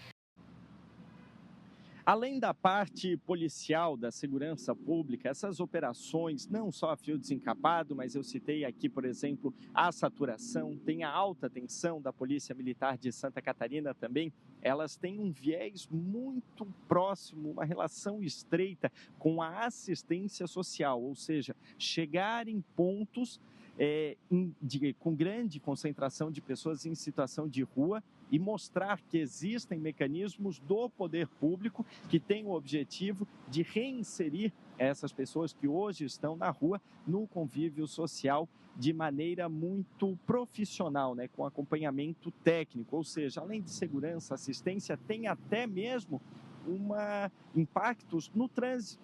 Afinal, foi bastante debatida a questão dos furtos de fio em semáforos aqui de Florianópolis. E o prefeito da capital, Topázio Neto, também é presidente da FECAM, a Federação dos Municípios de Santa Catarina, e ele explicou os impactos tanto negativos por parte dessas pessoas que furtam fios, quanto os impactos positivos de operações que combatem essas ações em diversos municípios de Santa Catarina. Essa questão do furto de cabos elétricos que tem cobre, isso vem crescendo no Brasil já há algum tempo. Isso é fruto, primeiro, da valorização do cobre no mercado nacional e internacional, então se torna um produto atrativo. Segundo, a situação do Brasil, onde você tem muitos receptadores para esse tipo de produto. Nós tivemos duas boas notícias. Primeiro, o impulsionamento dessas ações em todos os municípios que sofrem com isso. Os municípios, os prefeitos têm se preocupado muito e têm agido de forma dura em cima das pessoas que fazem furto e também dos receptadores. E segundo, recentemente foi aprovada uma lei que endurece as penas para quem furtar fio de luz ou de energia elétrica. O promotor de justiça do Ministério Público de Santa Catarina, Jadel da Silva Júnior, falou sobre o cumprimento de pena e a importância de manter os criminosos presos e fazer com que a lei seja cumprida. O promotor é uma das principais lideranças dessa força-tarefa que atua sobre toda a grande Florianópolis. O trabalho do Ministério Público também é compreender que não se trata de uma ação pontual de furto de fio elétrico, mas sim de uma rede criminosa envolvida em toda essa operação. Portanto, o Ministério Público, ciente da expansão, da extensão dessa rede criminosa, tem um trabalho justamente nesse sentido, de manter esses indivíduos presos, até para que eles tenham a exata noção de que toda essa atividade criminosa seja desmotivada e seja neutralizada com as suas prisões e a prisão de todos aqueles que, de alguma forma, estão envolvidos nesse processo criminoso. A Justiça, as forças de segurança e o poder público estão de olho, sejam nas pessoas em situação de rua, sejam nos receptadores. Há um trabalho intenso, investigações em andamento e a previsão é que novas operações aconteçam com força na região, voltadas principalmente para quem está comprando o produto desses furtos. Continuaremos acompanhando e qualquer atualização você assiste em tempo real no portal SCC10 ou então aqui no SCC SBT. Cleiton? Boa, Kaique. Ministério Público e o Poder Público estão fazendo a sua parte, dar oportunidade e coibindo com ações.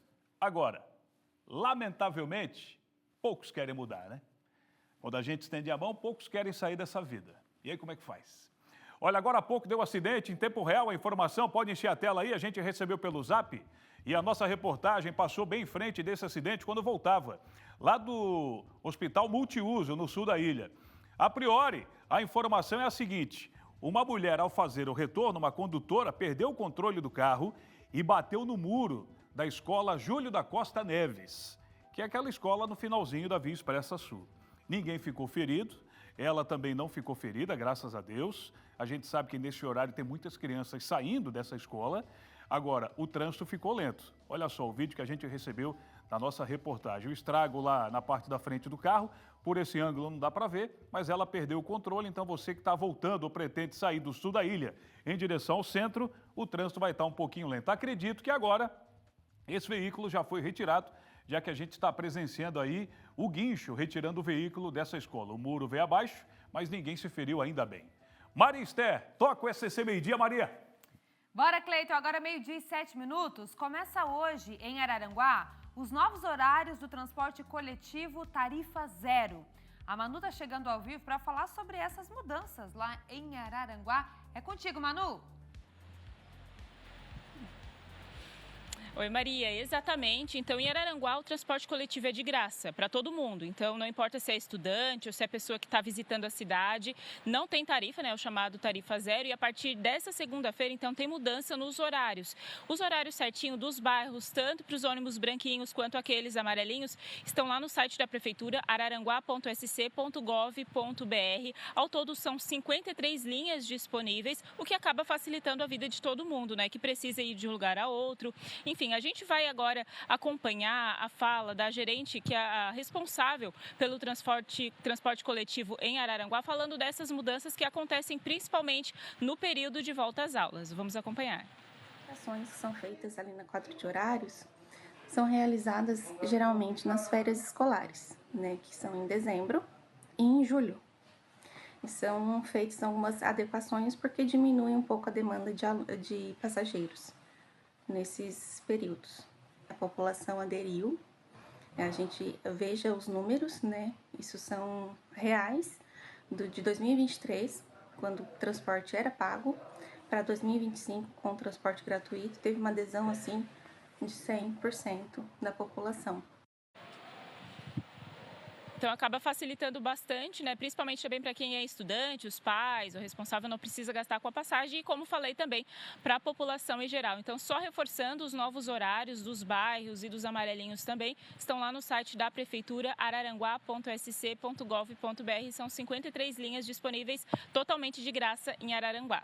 Volto com vocês aí no estúdio. Obrigada, Manu, pelas informações. Você sabe que enquanto você falava e trazia os detalhes, a gente ficou reparando também como você tá bonita com esse cachecol verde, combinando aqui com a parede verde ao fundo e com o ônibus verde também. Tá tudo tão bonito no vídeo, viu, Manu? Você já é linda. Hoje tá mais bonita ainda, viu?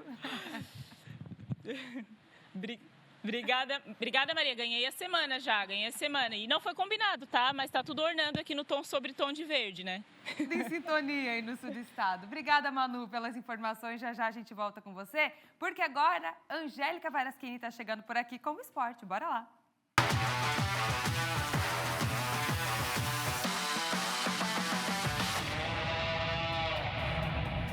Maria, olá pra você que tá em casa. Bora falar de esportes agora aqui no SCC Meio-Dia, depois de uma rodada do final de semana com muito futebol pela Série A, B, C, D, enfim. Então, bora começar? Começando falando de Série A do Campeonato Brasileiro, porque temos que destacar a partida de Fluminense. Por isso, bora conferir já como estão as equipes no Brasileirão Série A. O Flamengo empatou com o Ceará fora de casa, mas tá aqui, ó. Ainda segue líder com 37 pontos, mesma pontuação do Cruzeiro, que ganhou no Botafogo no Rio de Janeiro. Então, dentro do G4, Flamengo, Cruzeiro, Palmeiras e Bahia. E ainda falta jogar hoje Santos e Juventude. Tá aqui na zona de baixo da tabela de classificação. O Santos, se vencer, foge desse Z4, dessa zona incômoda. Já o Juventude, se vencer, não adianta, permanece aqui no Z4. Zona de rebaixamento, Santos, Fortaleza, Juventude e Sport. Isso pela Série A do Campeonato Brasileiro. Porque na abertura do retorno do Campeonato Série B, o primeiro catarinense a entrar em campo foi o Criciúma, já na sexta-feira, e perdeu para o Operário por 1-0. Depois foi a vez da Chape, que venceu e segue no G4, naquele lugarzinho maravilhoso. Vamos conferir como foi. Já o Avaí, olha, passou por um perrengue até o jogo contra o Novo Horizontino. Teve voo atrasado, jogo adiado, que era para acontecer no sábado. O Leão só entrou em campo no domingo. E olha como foi. O adversário do Leão é o Cuiabá, domingo, na ressacada. Então, bora conferir a tabela de classificação da Série B, por onde andam os nossos catarinenses. No G4, a Chapecoense, que permanece aqui nesse lugarzinho depois dessa vitória. Goiás, Curitiba e Novo Horizontino estão dentro do G4. O Criciúma e o Avaí estão logo depois aqui da Chape, não muito distante. O Criciúma é o sexto colocado com 29 e o Avaí, com a mesma pontuação, é o sétimo colocado. Hoje ainda a gente tem mais 2 jogos para fechar a rodada, que tem Cuiabá contra Volta Redonda. Se o Cuiabá vencer, acaba passando o Avaí e o Criciúma, soma 3 pontos, vai a 31, passa Criciúma e Avaí na tabela de classificação. Por isso, torcedor, vamos torcer para o Volta Redonda, vai? Vamos torcer para ele vencer, por mais que esteja na zona de rebaixamento, que aí o Criciúma e o Avaí ficam aí nessa parte da tabela, pertinho também do G4. Então, ainda dá para acreditar, ainda dá para ter, por que não, os nossos 3 catarinenses lá no G4 da tabela de classificação? É bom demais, né? Já na 15ª rodada do Campeonato Brasileiro da Série C, fora de casa, o Figueirense enfrentou o ABC. E sabe aquela música do Samuel Rosa, do Skank, que diz que bola na trave não altera o placar? Pois é, um jogo que teve muita atenção e reclamação. E hoje, no aniversário de 165 anos da cidade de Brusque, tem quadricolor em campo. O Bruscão recebe o Itabaiana às 4 horas da tarde no Augusto Bauer. O Itabaiana, que é o primeiro da zona de rebaixamento. E se vencer o Bruscão, passa o Figueirense, que é o 15º colocado com 16 pontos. Já o Bruscão está lá no G8 e é onde ele quer permanecer bonitinho. Por isso, a importância desse jogo, comemorar o aniversário da cidade e que a torcida, obviamente, vá e compareça e torça muito pelo Brusque nessa rodada da Série C. E final de semana teve bola rolando também pelos jogos de ida do mata-mata da Série D. Já estamos no finalzinho da competição. E o Barra foi o único catarinense que venceu. O Barra venceu o Cascavel por 1-0. Joinville e Cianorte ficaram no empate, 1-1. E Marcílio Dias e Inter de Limeira no 0-0. Agora, o Barra tem uma pequena vantagem para o jogo de volta. Pode empatar, que está classificado para a próxima fase. E também, gente, para a gente terminar o futebol, porque final de semana é de muito futebol, também a gente teve definida a semifinal do Campeonato Catarinense da Série B.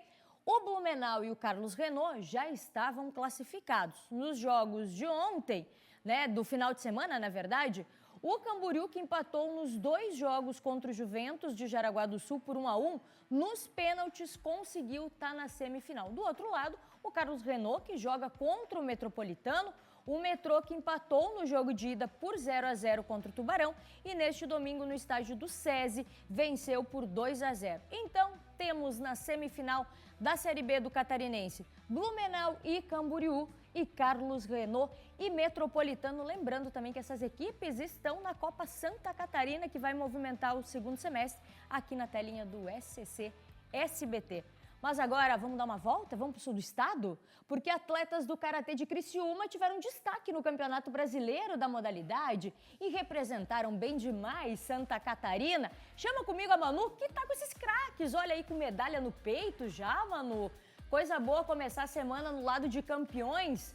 Muitas medalhas conquistadas. Conta tudo pra gente, Manu. Oi, Angélica, boa tarde. Sim, várias medalhas. Ó, a gente vê que o pessoal está todo aqui. Esses atletas tiveram destaque, então, nesse Campeonato Brasileiro. Vou conversar aqui um pouquinho com eles, conversar aqui primeiro com o professor. Professor, falando, é uma conquista, né, dessa garotada. E como é que foi para vocês essa experiência? E falando desse orgulho não só aqui para Criciúma, mas para Santa Catarina também, né? Oi, boa tarde a todos. Para nós é um orgulho enorme, né? A nossa equipe da Fundação Municipal de Esportes, todos os atletas vindo de projetos sociais, que nós viemos trabalhando há muito tempo. Chegou a um ponto que nós estamos jogando eles no mercado nacional. Competições nacionais, competições estaduais, e conseguimos esse êxito, né, nessa competição de Londrina, uma etapa nacional, classificatória para o final do ano, onde classificamos 6 atletas. Muito legal. Foram quantas medalhas? 6 medalhas, 4 de ouro, 1 de prata e 1 de bronze. Muito legal. Deixa eu falar aqui com um, então, que está com a medalha. Como é que é o seu nome? Pedro Henrique. Pedro Henrique, como é que foi para ti a sensação de estar lá competindo e, melhor ainda, trazer uma das medalhas para cá também? Né? Muito emocionante, né? Porque foi muita batalha para chegar lá e muito feliz com o meu desempenho também. E agradecer toda a equipe, né? Todo mundo se ajudando, todo mundo trabalhou para chegar lá. Legal, trabalho em equipe, né? Quanto tempo de preparação? Como é que foi para ti? Sempre se preparando, né? O ano inteiro, mas 5 anos aí se preparando para chegar agora, né? E desfrutar do momento. Agora dá aquele alívio no coração, né? Com certeza. A comemoração é em grupo, né? Como a gente vê que todos eles estão ali posicionados. Vou conversar aqui com outro professor também, porque você é o responsável pela modalidade, né? E como é que foi, assim, depois a sensação de trazer essas medalhas para cá, missão cumprida, né? Depois de tanto esforço. Assim, a gente não só teve as medalhas, como teve também o técnico da seleção catarinense. O professor Edmundo agora faz parte do seleto, né, grupo dos técnicos da federação, né, da FCK. Então, não só as medalhas para nós, estando um técnico na federação, isso para nós é muito gratificante. Orgulho, né? Muito orgulho, muito missão cumprida e ainda tem mais, né? Tem mais. E deixa eu só fazer um pedido aqui para... Dá para fazer aqui uma atividade aqui para a gente ver? Pode ser que o pessoal está pedindo aqui. Fazer ao vivo, né, gente? Já que são campeões, medalhistas também. Professor Edmundo, pode vir aqui até para explicar para o pessoal que está assistindo a gente, enquanto eles vão fazendo ali, o que eles estão fazendo aqui, ó, até para o pessoal conhecer um pouquinho mais dessa atividade aqui. Agora o sensei está cobrando um Kihon de luta para eles, um Kihon de Kyakuzuki. É um dos movimentos que é usado muito na luta. É um dos movimentos que nós trabalhamos nas competições. Kizami Kyaku também é outro movimento utilizado nas lutas, que é onde a gente busca bastante pontos e é onde conseguimos esse resultado todo na competição do brasileiro, nas etapas classificatórias. Sabe o que eu achei legal? É que são todos aqui de projetos, alunos de projetos, conseguiram chegar no campeonato. São de que idade até que idade aí que competiram? É a partir de 8 anos, né? Vai até o sênior, o master, né? Mas o nosso projeto, a nossa criançada tem de 10 anos a 21 anos. Muito legal. E até às vezes quem está assistindo a gente gosta do esporte ou não sabia que tinha aqui em Criciúma, se interessou, pode entrar em contato aqui com vocês também, né? Sim, pode entrar em contato conosco, pode procurar a Fundação Municipal de Esportes, tá? Pode aparecer no ginásio às 6 horas, às 16 horas da tarde, falar com o professor Jairo Marques, que é o responsável pelos projetos sociais.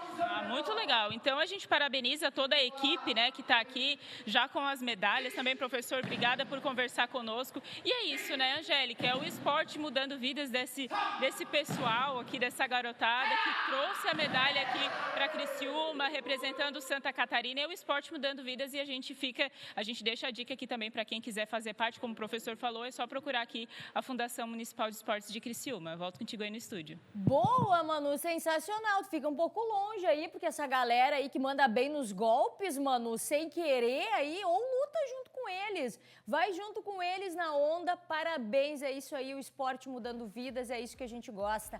Parabéns, Manu, obrigado por contar essa história aí pra gente aqui no SCC Esporte. E pra gente encerrar o SCC Esporte de hoje, vamos falar de conquista, porque teve manezinho dando show nas pistas da Suécia.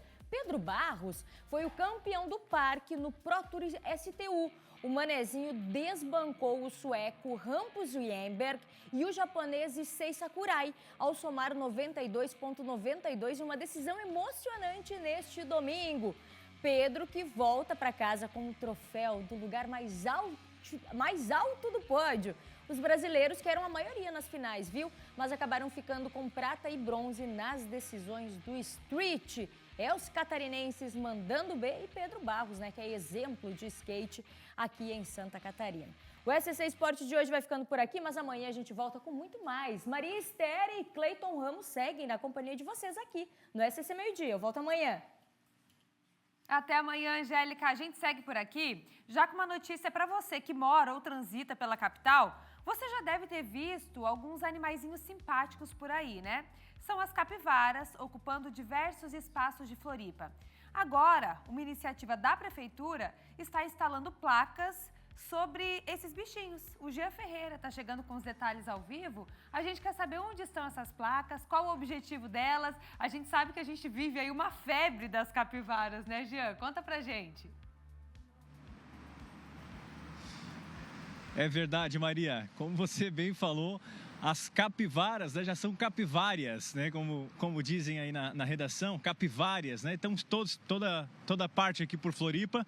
Para falar sobre isso, então a gente vai explicar primeiro sobre as placas de orientação. A gente está vendo aqui uma que já tinha aqui no Itacurubi, pertinho do shopping aqui, sobre o jacaré. A novidade é essa aqui que a gente vai mostrar agora, ó. A plaquinha de orientação sobre a queridinha capivara. A gente já vê ela como mascote de vários projetos, de vários produtos, né? A capivara está em todo lugar. Para falar sobre isso e sobre essa placa e o que representa, né?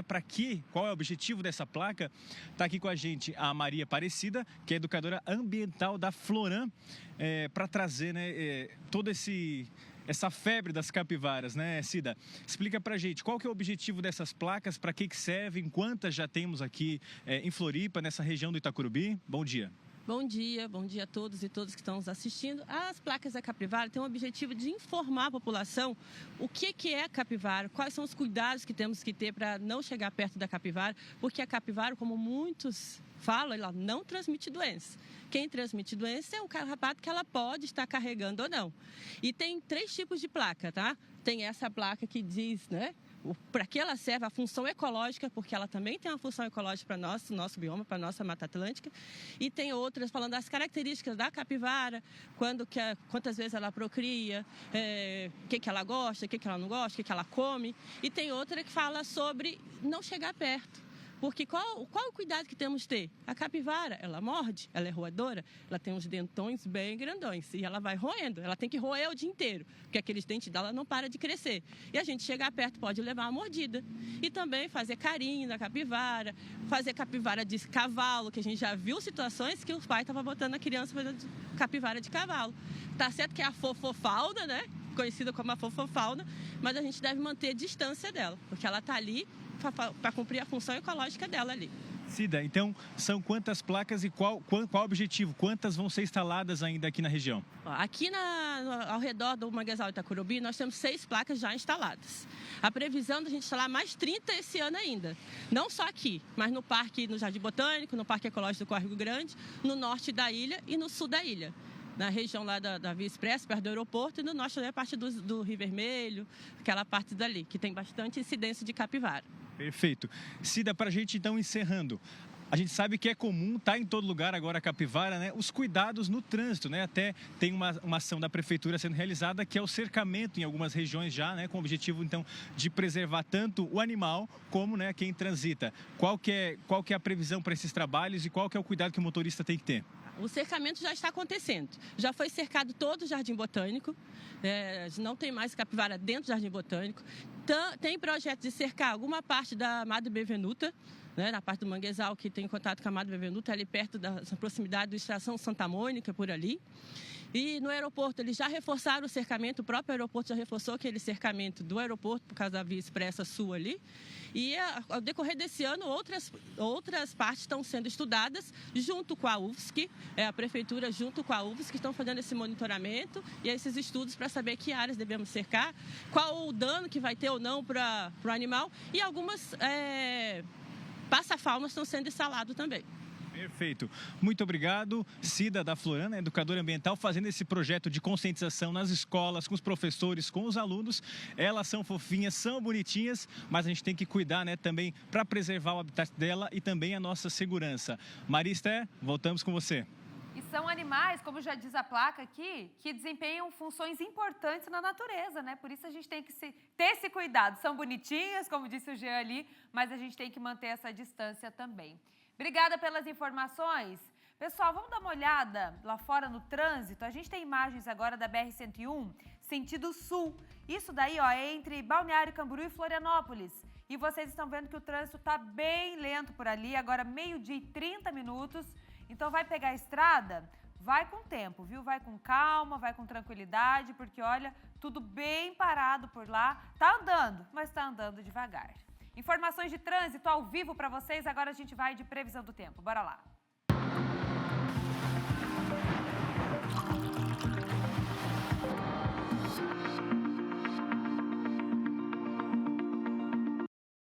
A semana está começando com alerta de temporais em Santa Catarina. A passagem de uma frente fria pelo estado está trazendo instabilidade e chuva intensa, principalmente no sul, na Grande Florianópolis e também no Vale do Itajaí, já a partir da tarde.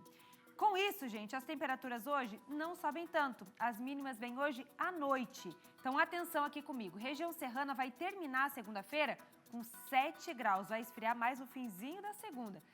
Meio oeste tem 10 de mínima, oeste 12 e extremo oeste 12. E as máximas não passam de 16 graus por lá, 13 de máxima na serra. Na faixa leste, na região do Vale, a mínima é de 10 e a máxima de 17, assim como no Planalto Norte. Região norte é onde mais esquenta e mesmo assim não passa de 21 graus. Então hoje essa cobertura de nuvens, esse tempo mais chuvoso, não deixa o sol aparecer e as temperaturas também não sobem. Grande Floripa também tem 17 de máxima, assim como região sul, região de Criciúma. Amanhã essa frente fria aqui, ela começa a se afastar do nosso estado, mas ainda provoca chuva em áreas do meio oeste até o litoral. Então só quem escapa é a região oeste. Por lá, a gente já pode ter uma melhora no tempo, com algumas aberturas de sol. Já por litoral e áreas próximas, aí o tempo permanece mais nublado e também úmido. E as temperaturas amanhã, gente, atenção, são baixas. Nós teremos uma terça-feira mais gelada aqui em Santa Catarina. Chapecó amanhã, mínima de 12 e máxima de 18 graus. Floripa não passa de 16 nessa terça. Joinville e Blumenau também, os mesmos 16 graus de máxima. Já Criciúma amanhece com 12, depois deve chegar a 15 graus, não passa disso. E Lages na Serra, a mínima é de 9 e a máxima é de 13 graus. E a gente vai continuar essa semana com mais instabilidade, não devemos ter dias ensolarados aqui no nosso estado. É claro que com o passar aí dos dias eu vou atualizando vocês aqui na previsão do tempo. Agora, vamos falar de festival de dança? Vamos me juntar aqui ao Cleiton, porque vocês sabem que na sexta-feira eu fui até Joinville, fui acompanhar. E o que eu acho muito bacana do festival, Cleiton, é que é um festival democrático. Sim. Sabe, é aberto ao público, tem apresentações gratuitas acontecendo em vários espaços da cidade. Então, por onde você passa, opa, tem uma dança aqui. É um solo, é um duo, é uma apresentação em equipe. E isso é muito legal porque leva cultura, leva arte até as pessoas. É igual aquele que é apaixonado por corrida, então, né, Maria? Tem aquele que corre de forma profissional em busca do troféu da medalha, mas tem aquele que corre por amor. Mas se a gente juntar todos eles, todos têm a mesma paixão, que é a dança, não é verdade? É isso, e você sabe que agora, neste final de semana, aconteceram as últimas apresentações. Acabou. Acabou, Cleiton. Lembrando o programa do João 11h30 no SBT? Que pena, né, Maria? Que pena. Isso foi lá no palco do Centro Eventos Carl Hansen, que teve a Noite dos Campeões e premiou os melhores grupos de dança e também os melhores bailarinos dessa edição. Tô louco pra ver. Bora conferir a reportagem, então. Um evento que ficou na história de Joinville, cidade eleita como a capital nacional da dança. Após 13 dias de muitos espetáculos com aproximadamente 500 horas de dança, o Festival das Emoções chegou ao fim. E o sentimento é de muito orgulho e emoção, por parte de quem acompanhou o evento desde o início. É muito lindo, aqui tudo acontece, a organização é ímpar, bailarinos, aqui é maravilhoso esse evento. Só tenho a agradecer Joinville ser o melhor festival do mundo, né? Adoro. O festival transforma e faz parte da vida de muita gente, como o seu Rens e a dona Bernadette, que participam como espectadores há mais de 40 anos. Foi no festival que eles renovaram os votos matrimoniais por 2 vezes. Esse casal joinvilense tem história com o maior encontro de coreografias do mundo e tem lugar garantido e exclusivo na plateia. Eu vou ser bem sincero, eu entrei na segunda ou na terceira edição, mas a minha esposa já entrou na primeira, desde o tempo da Harmonia Lira, e de lá para cá eu venho direto, né? Eu sempre acompanho ela. Não acompanho todas as noites, porque tem algumas modalidades que eu não gosto muito, eu vejo aquelas que eu mais eu gosto, né? Principalmente as danças populares, e agora o encerramento que você vê um pouquinho de tudo, né? Fui eu que comecei a fila, então para mim, julho é muito importante. O Festival de Dança já faz parte da minha vida e da nossa vida lá em casa, né? Foram dias intensos de encontros, aprendizados e apresentações que encantaram o público e destacaram o talento de bailarinos de todo o país e do exterior. Afinal, foram mais de 16 mil inscritos e 4.684 grupos que se apresentaram todos os dias neste festival.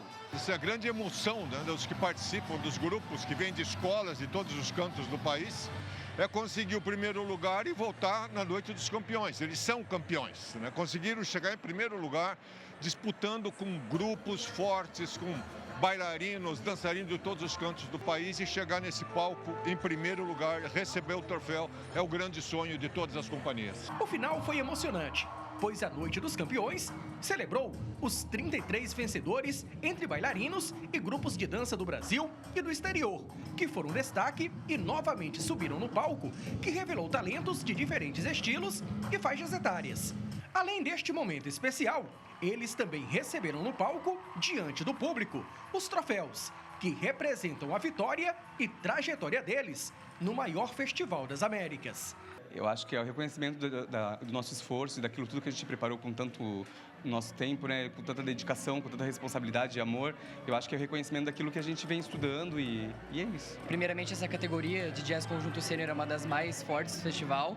A gente já está pelo 3º ano consecutivo, carregando o tricampeonato agora. Então, é uma responsabilidade imensa. É muito feliz para a gente, como a cidade de Joinville, representando o sul do país, com esse jazz forte e potente que o Fê traz pra gente. Então, muitas vezes a gente dá sangue, suor e lágrimas, mas tudo no final vale a pena. Um momento que marcou a noite foi a apresentação da Isabela Greco, que homenageou o apresentador Silvio Santos.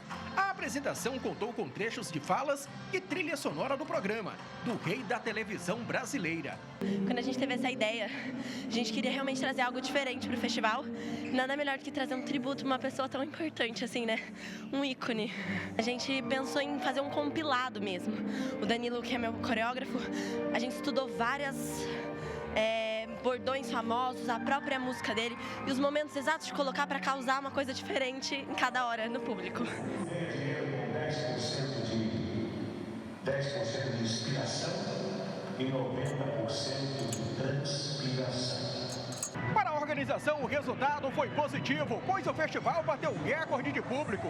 Durante os 13 dias, mais de 400 mil pessoas passaram aqui pelo Centro Eventos Carl Hansen. Agora, o Instituto Festival de Dança começa a planejar a próxima edição, que está prevista para acontecer entre os dias 20 de julho e 1º de agosto de 2026. Até lá, muitos projetos serão discutidos. Afinal de contas, a próxima edição será marcada por muitas novidades.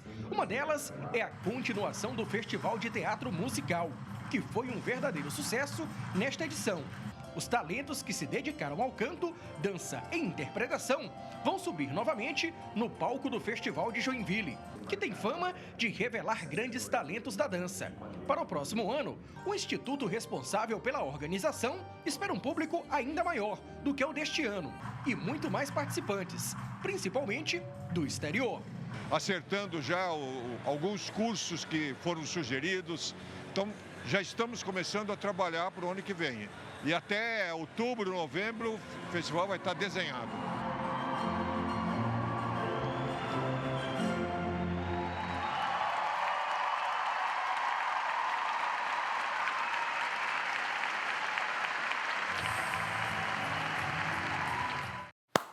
Aplausos lá e aplausos aqui, Maria. Lindíssimo festival de dança aí, É ó. Finalizou verdade. com chave de ouro e é isso. Ano que vem tem mais, né, Cleiton? É verdade. A gente fica aqui na contagem regressiva. Até porque, para colocar em cena esse trabalho aí, o pessoal já começa a trabalhar nesse ano Pensando no próximo. Sim, como acabou de dizer o Eli Diniz ali, até novembro, dezembro, o festival do ano que vem já está todo desenhado. Todo desenhado. Né? Então eles já estão se adiantando aí, você que quer prestigiar, participar, já começa a se coçar aí, porque 2026 está aí, né, Cleiton? Exato. Agora, por falar em se adiantar, você viu que antes apareceu ali um negocinho saboroso na fusão de imagem?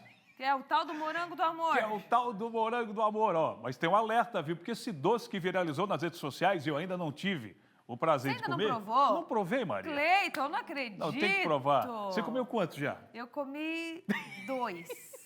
Então, um e meio. Bota 3 aí. 1,5. Não teve ainda 3. Mas eu já não vejo a hora do segundo, do terceiro. Cleiton. É tão bom assim? É delicioso. É açúcar puro? É açúcar puro. Aí que é bom.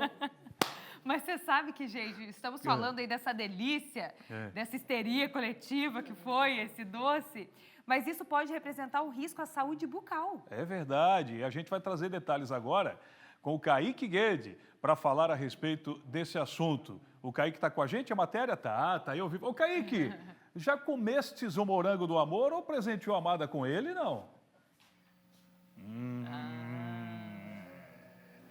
Umzinho apenas, Cleiton Ramos e Maria Esther. Olá você, olá a todos que assistem o SCC Meio-Dia. Confesso que me incomodou um pouquinho o excesso do caramelo, ficou tudo preso ali na boca, mas isso está diretamente relacionado ao que nós vamos conversar agora. Afinal, o Conselho Federal de Odontologia emitiu uma nota relacionada ao morango do amor. Por isso, estou aqui com uma especialista em dentística. É uma área da odontologia que tem tudo a ver com isso. Doutora Andressa Laitarte, seja muito bem-vinda ao SCC. Eu peço que você explique, então, quais são os principais cuidados com o tal morango do amor. Olá, boa tarde a todos. Então, o ideal, né, quem tem resinas, restaurações, aparelho, próteses, o ideal é primeiro cortar, né, e cortar em pedaços menores do que direto, né, morder, principalmente com esses dentes da frente, né, o ideal é morder até com os dentes mais posteriores, lá de trás, para evitar, né, uma fratura aí de dente ou da prótese ou do próprio aparelho, também quem usa aparelho. Aparelhos e contenções, ou seja, no meu caso, eu cortei o morango do amor com garfo e faca, isso sem saber de nota, porque eu tenho um dente com resina e tenho 2 contenções. A pessoa realmente tem que cuidar, porque quebra. E dentadura também, né? Já apareceram diversos casos na internet, até bem engraçados. Que o pessoal tem que cuidar até, principalmente esses casos, e também quem tem dentes naturais também, para evitar quebrar até o próprio dente, né? Doutora, comemos o morango do amor então, mas tem que escovar o dente e logo após a ingestão dessa sobremesa? Então, o ideal é também, né, não só o morango do amor, mas também o próprio, né, outros doces. O ideal é fazer uma escovação completa mesmo, né? Principalmente fio dental, né? Lembrando do fio dental, porque muita gente às vezes não usa muito, e também escovação, né? Escovar os dentes após também seria o ideal, porque ele realmente, dependendo, ele é pegajoso assim mesmo, né? Ficam lá nos dentes, lá, principalmente lá de trás ou entre os dentes também. Doutor, e não adianta, ficou peguento atrás do dente, vou deixar um tempinho para sair com a saliva, aí faço alguma coisa, a pessoa pode esquecer e daí algo que ninguém quer, que é a bendita cárie. Sim, por isso mesmo, né? Não só o morango do amor, mas outros doces, né? Principalmente, a gente também tem que lembrar sempre de escovar os dentes e passar o fio dental e não deixar muito tempo para não acontecer a cárie. Muito obrigado, doutora Andressa Laitarte, especialista em dentística. E fica agora, então, esse alerta, uma nota do Conselho Federal de Odontologia relacionada ao morango do amor. Volto com vocês aí no estúdio e não esqueçam, hein? Escovar os dentes é fundamental e tem que usar o fio dental também. O fio dental, né? Agora, o Kaique, ele grudou, tu deu uma mordida, ele grudou, é isso? Grudou no dente, o caramelo ali do morango, algo nesse sentido, não? É? Grudou. Ai. Muito. Não, ele gruda realmente, porque tem aquela casquinha. A casquinha, atrás aqui. Ele gruda, mas aí depois ele sai também, não é assim, gente? E tem que depois dar uma escovadinha, limpa o dente, né? Tem alguns prazeres na vida que a gente tem que se permitir de vez em quando. Claro, não é não tem graça. Do amor, gente, exato, pare. É o morango e outro, do amor. não é pra comer todo dia o morango do amor, né, Kaique? Como disse ali, ela tem que, de vez em quando, se cuida, porque ele tem muito açúcar, ele pode trazer algum perigo pra quem tem algumas restaurações, Exato. para quem usa dentadura, então tem que tomar cuidado também, né, Kaique? É tipo uma caixa de bombom aí também, né? Então, exatamente, é como qualquer outro doce que tem que cuidar, né? Vocês me ouvem? Sim, pode falar. Por falarmos em bombom, a exemplo do que o Cleiton acabou de dizer, eu confesso que prefiro o bom e velho bombom de morango, né? No lugar do morango do amor. Ali não tem problema, ali come, se lambuza, come quantos quiser e não tem quebrar dente, ficar preso, tá tudo certo. Essa é a minha opinião. É claro que o morango do amor é muito gostoso, mas eu fico ainda no bombonzinho clássico. E vocês?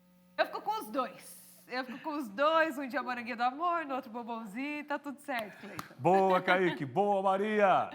Vamos lá com mais informações aqui na SCC Meio Dia, ainda falando sobre as manifestações que aconteceram em todo o estado neste domingo. E em Criciúma, apoiadores do ex-presidente Jair Bolsonaro se reuniram pela manhã nas imediações do Parque das Nações, no bairro Próspera.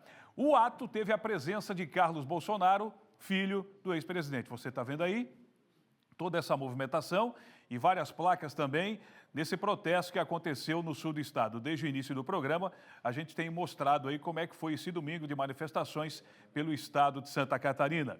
Agora, 12h46, uma pequena pausa, mas você de casa está convidado para assistir hoje mais um Causos de Família. Causos de Família no A Tarde é Nossa, que está muito divertido. Roda um pedacinho. Você viu? Causos de Família! Você riu. Eu não posso olhar pra Cristina, minha nossa. E enquanto você gostar, Eu não saio. Tira ele! Olha o tamanho do segurança. Tira ele! O Causos de Família vai continuar. Boa tarde! E nesta segunda-feira tem mais um caso para ser resolvido. Eu tenho que acolher, não adianta, gente. O que vem por aí? Assista!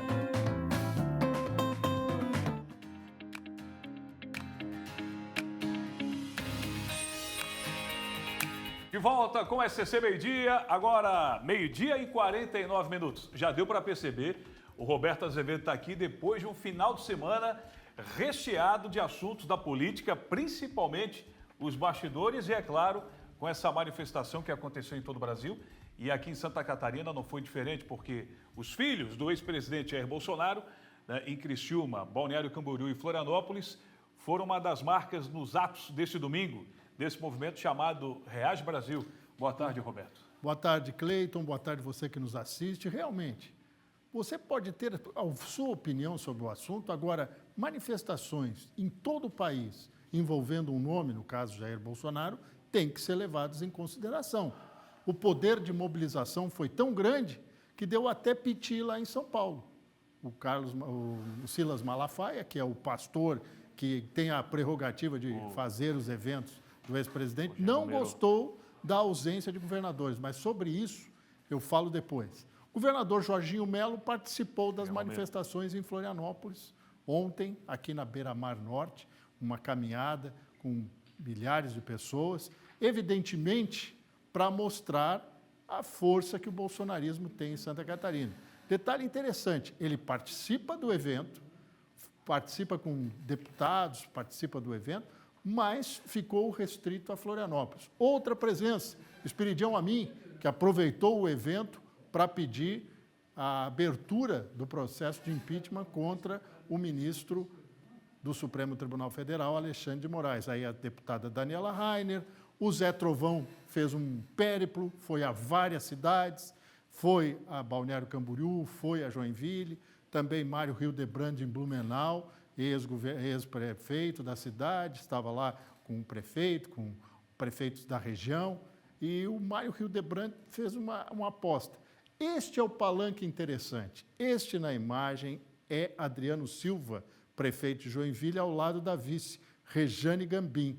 O que eles estavam fazendo? Também na mesma manifestação do Reaja Brasil e pedindo o apoio para a anistia àqueles que sofreram qualquer tipo de processo ou prisão por causa do dia 8 de janeiro de 2023. Vocês viram ali a vice-prefeita de Florianópolis, Mariane Matos, o prefeito da capital, Topázio Neto, que é do PSD, e também um fato de exportação. Caroline de Tone, deputada federal, foi lá para Brasília, participou dos atos em Brasília. Agora, a gente falava do Silas Malafaia, que estou com o Carlos na cabeça, do Carlos Bolsonaro, né, o Cleiton Ramos. Silas Malafaia deu um piti lá em São Paulo. Qual é a reclamação do Silas Malafaia? Por conta da determinação do Supremo Tribunal Federal, da tornozeleira eletrônica, não pode se locomover de uma cidade para outra, Bolsonaro não pôde participar do evento na Avenida Paulista.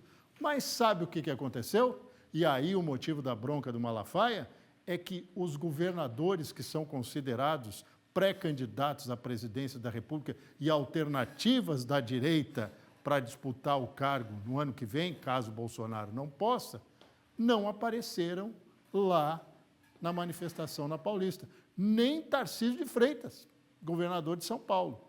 Também não apareceu o Ratinho Júnior, né, lá do Paraná, do PSD, nem o Ronaldo Caiado, do União Brasil, muito menos o Romeu Zema, do Novo, lá de Minas Gerais. Não veio de Belo Horizonte para São Paulo. Ou seja, deixaram o Malafaia na mão. Quem fez uma grande manifestação lá foi o Nicolas Ferreira, deputado federal, que incendiou o povo lá, o Cleiton. Ô, Roberto, a gente tem mais agora do Carlos Bolsonaro, que passou por aqui também. Exatamente. Esse é um fato que transcende essa manifestação. Carlos Bolsonaro esteve fazendo um forte approach junto ao eleitor, conversando, tirou foto, foi simpático, atendeu a todo mundo. Por quê? Ele é considerado um pré-candidato ao Senado em Santa Catarina. O pai dele, Jair Bolsonaro, já disse que gostaria de vê-lo concorrendo aqui. Essas aí são imagens de Criciúma. O irmão dele, o Jair Renan, que é vereador, esteve em Balneário Camboriú, evidente, e veio a Florianópolis também, mas numa participação bastante discreta. Já o Carlos Bolsonaro botou o pé em Santa Catarina, está aqui desde sábado, andou fazendo alguns eventos aí, muito privados, e ele mostrou esse carisma aí junto ao eleitor, e logo em Criciúma, né? Logo em Criciúma, mas também esteve em Florianópolis. É formado em Ciências Aeronáuticas, me contou um colega de trabalho aqui, Cleiton Ramos, eu não sabia desse traço. Está no 7º mandato, vou repetir, hein? 7º mandato de vereador na cidade do Rio de Janeiro. Já teve no PSC, já teve no PP e agora está no PL. Tem 42 anos, ele é o número 2, né? Esse é o filho número 2, o mais velho é o Flávio Bolsonaro. Muita gente se engana, muita gente acha que o 02 é o Eduardo Bolsonaro. Não, a ordem é Flávio Bolsonaro, senador, filho 01, aí tem ele, Carlos Bolsonaro, 02, 03 o Eduardo Bolsonaro, Jair Renan, o 04, e ainda tem a menina que ainda não tem idade para se candidatar a nada. E ele quase que casou com uma manezinha. É verdade, teve um relacionamento aqui durante algum tempo, cerca de 5 anos, isso, né? É. E até morou em Florianópolis um tempo. E o interessante sobre o Carlos Bolsonaro é que ele tem várias opções. Ou ele pode concorrer ao Senado em São Paulo, está se falando inclusive Espírito Santo, que é pertinho do Rio de Janeiro, mas ele é um nome que dificilmente vai sair do foco agora. Essa presença dele foi definitiva, na minha opinião. Sacramentou? Ele está dizendo para todo mundo que é pré-candidato ao Senado em Santa Catarina. Esteve aqui na rua, mostrou força. E até onde se sabe, ele não se encontrou com o governador Jorginho Melo, em nenhum momento dessa passada aqui por Santa Catarina. Mas, enfim, tem muita coisa para ocorrer até a eleição do ano que vem, 2026. Nessa época, no ano que vem, estão acabando as convenções que vão definir as candidaturas. Então, falta muito tempo, viu, Cleiton? É muita coisa, muita água para passar debaixo das pontes, inclusive aqui na capital. Dito isso? Dito isso, um grande abraço. Eu volto logo mais no Tá Na Hora Santa Catarina e tem mais do Roberto Azevedo lá no SCC 10. O Portal da Notícia em Santa Catarina. Um abraço, Roberto. Valeu. Valeu, a credibilidade de Roberto Azevedo. Vem comigo aqui porque, olha só, falamos a abertura da edição de hoje da SCC Meio-Dia. Se a gente contar com São José e Floripa, mais de 60 mil alunos estão voltando às aulas no dia de hoje na rede municipal e também estadual. E o Jean Ferreira está ao vivo agora, nas ruas da cidade, aqui da capital, para mostrar a situação de momento. Bom, essa aí é a turma que vai entrar daqui a pouco, né? Se eles estão aí, quer dizer que o sinal ainda não bateu, né? Daqui a pouco começa, daqui a pouco vai bater o sinal aí na Escola Básica Padre Anchieta, hein, ô Jean? É isso, Cleiton. O pessoal tá ansioso por aqui. Eu falei há pouco agora com o Dionei. O pessoal tá ansioso para voltar para aula, né? Já tá cedo aí, antes de tocar o alarme, de tocar o sinal, já estão aqui esperando para entrar. Cleiton, como você falou, então, a gente vai falar primeiro sobre a rede estadual. Ao todo, são 1.038 escolas estaduais em Santa Catarina voltando às atividades, às aulas hoje. E são mais de 520 mil alunos em Santa Catarina voltando. Então, é muita gente. Aqui na escola, como você bem falou, Padre Anchieta, na Agronômica, aqui na capital, região central da capital, tem muita criança já esperando aqui. A gente vê movimento de crianças menores, né, um pouquinho maiores também por aqui. Então, atenção redobrada, principalmente para os motoristas, hein? Aumenta o fluxo de crianças, aumenta a volta às aulas, né? Aumenta as crianças, adolescentes na rua, então tem que tomar cuidado. Como eu falei, então, são 1.038 escolas voltando hoje às atividades. Durante esse período de férias, Cleiton, a Secretaria de Educação, então, reforçou ali que realizou serviços de manutenção nas escolas estaduais, como é o caso da Padre Anchieta. Foram entregues, então, uma reforma, 2 novas quadras poliesportivas e mais de 12 reformas em unidades da rede estadual. E, além disso, 154 obras estão em andamento também na rede estadual, Cleiton Ramos. Falando rapidamente sobre a rede municipal aqui em Florianópolis, as férias começaram no dia 28 de julho, foram 85 creches, 39 escolas e cerca de 38 mil estudantes da rede municipal voltando à aula hoje. Ó, a criançada tá animada aqui, esperando agora para a abertura do portão, que a gente vai pegar ao vivo aqui. Já estão ansiosos. O Dionei Pacheco mostrando ao vivo. E é isso, a expectativa é grande para voltar às aulas, né? Na minha época, a gente não ficava tão animado assim, mas aqui o pessoal gosta de estudar, Cleiton Ramos. Tá certo, Jean. Obrigado. Olha só, a meninada tá aí ansiosa, né? Boa aula, hein, turma? É isso aí. Eita, eu, por exemplo, nessa idade aí, ô Maristé, não vi a hora de chegar a merenda. Não sei porquê, já ia correndo para a merenda quando batia o sinal.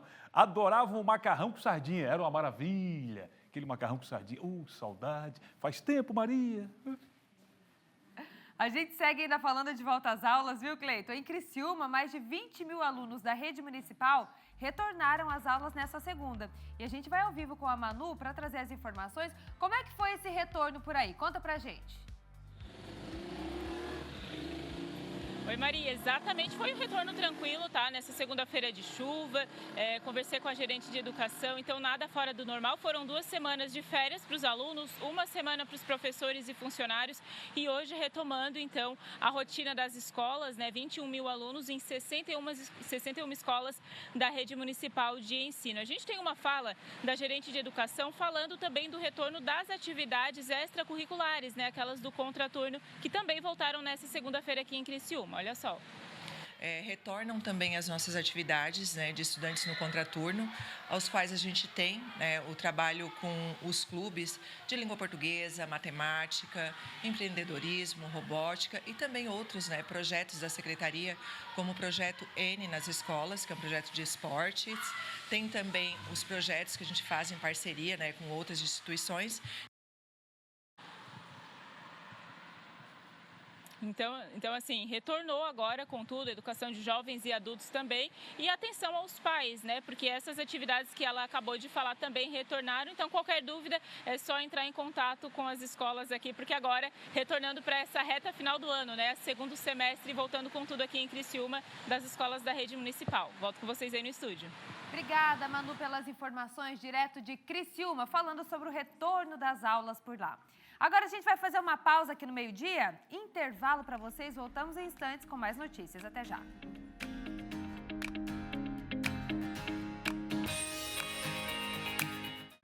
De volta com o SCC Meio-Dia. Olha, em Joinville, no norte do estado, também houve manifestações na manhã do último domingo, que ocorreram em outras cidades da região norte. Diversas autoridades estiveram concentradas na Praça da Bandeira, no centro da maior cidade do estado, com a presença do prefeito Adriano Silva. As manifestações também ocorreram em Jaraguá do Sul, contando com a presença do deputado Zé Trovão, já destacado pelo Roberto Azevedo. Em São Francisco do Sul, no trevo do Rócio Grande, um grupo de pessoas realizou também uma manifestação. Tá aí, portanto, atualizando para você essa programação das manifestações em Santa Catarina. Ó, tem um recado, hein? 18h30, quando o ponteiro marcar, sabe o que tem? Tem o Tá Na Hora! Vem daí, Thiago Pires! Oi, Cleiton!